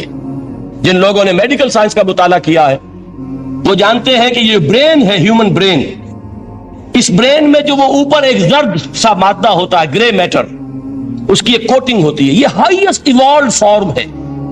اور اس میں سب سے بڑا رقبہ جو ہے وہ اسپیچ سینٹر کہلاتا ہے. اسی لیے انسان کو حیوان ناطق کہتے ہیں. حیوان کے اور انسان کے مابین امتیاز قائم کیا گیا، نطق، گویائی، بولنا. اب یہ کیا چیز ہوئی؟ انسان کی صلاحیتوں میں سے سب سے اونچی صلاحیت. 4 آیتیں ہو گئی نا. اللہ کے ناموں میں سب سے چوٹی کا نام رحمان. اس نے جو علوم پیدا کیے ان میں چوٹی کا علم قرآن. اس نے جو مخلوقات پیدا فرمائی ان میں چوٹی کی مخلوق انسان. انسان کو جو صلاحیتیں اور استعدادات عطا فرمائی ان میں چوٹی کی استعداد بیان. جمع کیجئے نتیجہ کیا نکلے گا؟ وہ نتیجہ ایک حدیث نبوی کی شکل میں سامنے آتا ہے. پہلی حدیث میں نے یہی پڑھی تھی، اس کے راوی کون ہے؟ عثمان ابن عفان. میں حیران ہوتا ہوں وہ قافیہ یہاں بھی موجود ہے، رحمان، قرآن، بیان، انسان، عثمان، عفان. باپ کا نام بھی اسی وزن پر ہے، عثمان ابن عفان. عن عثمان ابن عفان رضی اللہ تعالی عنہ قال قال رسول اللہ صلی اللہ علیہ وسلم. حضرت عثمان شہید مظلوم ذو النورین رضی اللہ تعالی عنہ فرماتے ہیں کہ اللہ کے رسول صلی اللہ علیہ وسلم نے فرمایا، خیرکم من تعلم القرآن وعلمہ. تم میں سے بہترین وہ ہیں جو قرآن سیکھیں اور سکھائیں. قوت بیان جو تمہاری ٹاپ فیکلٹی ہے، اس کا استعمال کسی گھٹیا کام کے لیے نہیں ہونا چاہیے. دیکھیے اردو میں محاورہ ہے کہ توپ سے مکھی نہیں ماری جاتی. توپ بنائی گئی ہے کسی بڑی شے کے لیے، مکھی مارنے کے لیے توپ استعمال نہیں ہوتی. یہ قوت بیان جو ہے، جو ٹاپ موسٹ فیکلٹی ہے ہیومن جو فیکلٹیز ہیں ان میں سے، اس کا استعمال بھی ٹاپ موسٹ ہونا چاہیے. قرآن کو بیان کرو. وہ جیسے کہ علامہ اقبال نے کہا ہے، بلکہ غالباً ان کے قبر پر آس پاس جو اشعار لکھے ہوئے ان میں سے ایک یہ بھی ہے، اگر یک قطرہ خونداری، اگر مشتے پرے داری، بیابامن تو آموزم طریق شاہ بازی را. اگر تمہارے اندر ایک قطرہ بھی خون کا ہے اور مٹھی بھر بھی پر اگر اللہ نے دیے ہیں تو میرے پاس آؤ کہ میں تمہیں شاہبازی کے طریقے سکھاؤں. اسی طرح جان لیجئے اگر اللہ نے قوت گویائی عطا فرمائی، اگر اللہ نے تمہیں حیوان ناطق بنایا، اگر اللہ تعالیٰ نے تمہیں یہ صلاحیت عطا فرمائی، اس صلاحیت کا مصرف دنیا کو نہ بناؤ، اس صلاحیت کا مصرف اللہ کے کلام کو پھیلانے پر اس کو صرف کرو. خیرکم من تعلم القرآن وعلمہ. خیر جب لفظ آتا ہے بغیر من کے، ورنہ تو آتا خیر من ہو تو یہ ہوگی کمپیریٹیو جو ایڈجیکٹیو جو ہوتی ہے، لیکن یہ سپرلیٹیو ڈگری ہے جب بغیر من کے ہوگا. خیرکم، دی بیسٹ امنگسٹ یو، جو تم میں بہترین لوگ ہیں وہ کون ہیں؟ من تعلم القرآن وعلمہ، جو قرآن سیکھیں اور سکھائیں، قرآن پڑھیں اور اسے بیان کریں. آج جان لیجئے سب سے بڑی ضرورت اس بات کی ہے کہ آج کا قرآن پڑھیں. آپ حیران ہوں گے کہ یہ کیا کہا اس میں. دیکھیے قرآن اترا ہے 1400 برس پہلے، لیکن تا قیام قیامت نوع انسانی کو جتنے مسائل درپیش ہوں گے ان سب کا حل اس میں ہے. البتہ کھودنا پڑے گا، گہرائی میں اترنا ہوگا. ایک قرآن کی سطح ہے، اس سطح نہیں، اس کی گہرائیوں کے اندر غوطہ زنی کرو. قرآن میں ہو غوطہ زن اے مرد مسلمان. اور آج کا قرآن یعنی آج کی ہدایت جو اللہ نے اس میں رکھی ہوئی ہے، ڈگ اٹ آؤٹ، اس کو نکالو اس کے اندر سے. ابھی میں حدیث جو آپ کو سناؤں گا اس میں یہ تصور آئے گا سامنے اور واضح ہو کر. آج کے انسان کی رہنمائی اس قرآن سے اخذ کر کے انسان تک پہنچاؤ. یہ ہے فریضہ محمد الرسول اللہ کی امت کا صلی اللہ علیہ وسلم. آپ نے وہ حدیث سنی تھی کہ بلغوا عنی ولو آیۃ. حضور نے خطبہ حجۃ الوداع میں پہلے تو گواہی لی مسلمانوں سے، 1.25 لاکھ کا مجمع جمع تھا. حجۃ الوداع آخری حج، آپ نے اپنے خطبے میں جس کے چند جملے میں سنا چکا ہوں آپ کو ایچ جی ویلز کے حوالے سے، اپنی تعلیمات کے اہم نکات کو بار بار دہرا کر بیان کیا، عمر کیا، اچھی طرح ذہنوں میں اتارا۔ اس کے بعد ایک سوال کیا، الا هل بلغت، لوگوں میں نے پہنچا دیا کہ نہیں؟ اور پورے مجمع نے کہا انا نشهد انک قد بلغت، بلکہ ایک روایت میں الفاظ بڑے پیارے آئے ہیں، انا نشهد انک قد بلغت الرسالۃ وادیت الامانۃ ونصحت الامۃ وکشفت الغمۃ۔ ہاں حضور ہم گواہ ہیں، آپ نے امانت ادا کرنے کا حق ادا کر دیا، رسالت کے فرائض کا حق ادا کر دیا، امت کی خیر خواہی کا حق ادا کر دیا، اور آپ نے گمراہی کے پردوں کو چاک، اندھیروں کو چاک کر دیا۔ 3 مرتبہ حضور نے سوال کیا، 3 مرتبہ جواب لیا، پھر آپ نے نگاہ آسمان کی طرف اٹھائی، انگشت شہادت سے 3 مرتبہ اشارہ کیا، اللہم اشہد، اللہم اشہد، اللہم اشہد، اے اللہ تو بھی گواہ ہے، یہ مان ہے کہ میں نے یہ قرآن ان تک پہنچا دیا۔ یعنی جسے آپ انگریزی میں کہتے ہیں سائی آف ریلیف، کہ ایک بڑا بھاری بوجھ آ پڑا تھا، بڑی ذمہ داری تھی، انا سنلقی علیک قولا ثقیلا، اے محمد ہم آپ پر ایک بڑی بھاری بات ڈالنے والے ہیں، اے اللہ گواہ ہے کہ وہ بوجھ میرے کاندھے سے اتر گیا۔ یہ تسلیم کر رہے ہیں کہ میں نے حق امانت ادا کر دیا، تیری امانت تھی میرے پاس یہ کلام، اللہ کا یہ پیغام انسانوں کے لیے نازل ہوا محمد پر صلی اللہ علیہ وسلم، تو امانت کا بوجھ کس کے بارے گرا، کس کے کاندھے پر ہے؟ حضور کے۔ اگر ادا نہ کرتے، ابھی وہ آپ نے آیت سنی تھی، یا ایھا النبی بلغ ما انزل الیک من ربک فإن لم تفعل فما بلغت رسالتہ، یا ایھا الرسول، اے رسول صلی اللہ علیہ وسلم پہنچا دیجیے کچھ